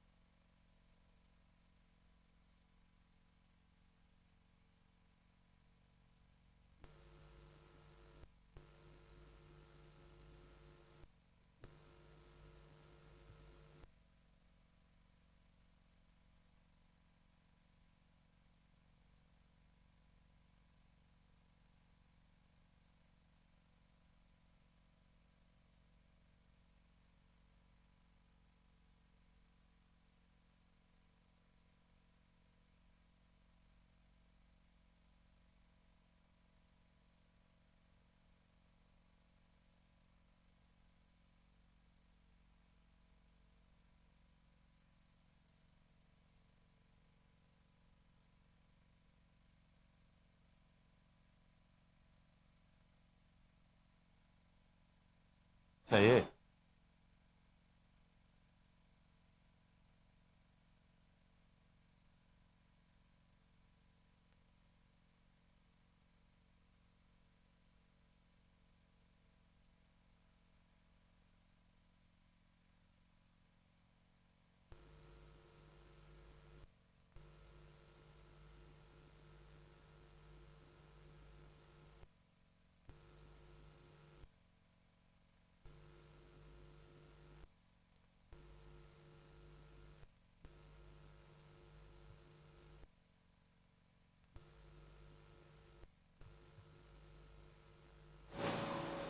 Well, we had a look at tomorrow night's game. I've been following a little white ball for a while, so you can bring us up to date. Yes. We'll get you, the expert here on these other matches. Hawthorn and Brisbane on Monday night.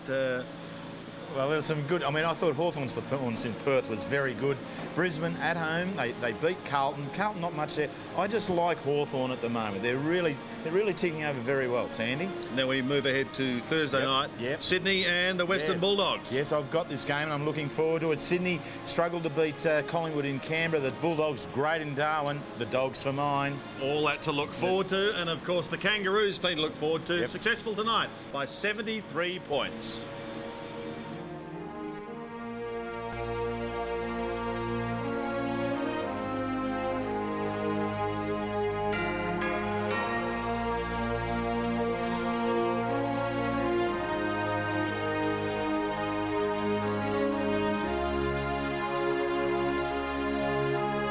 This has been a 7 Sports production.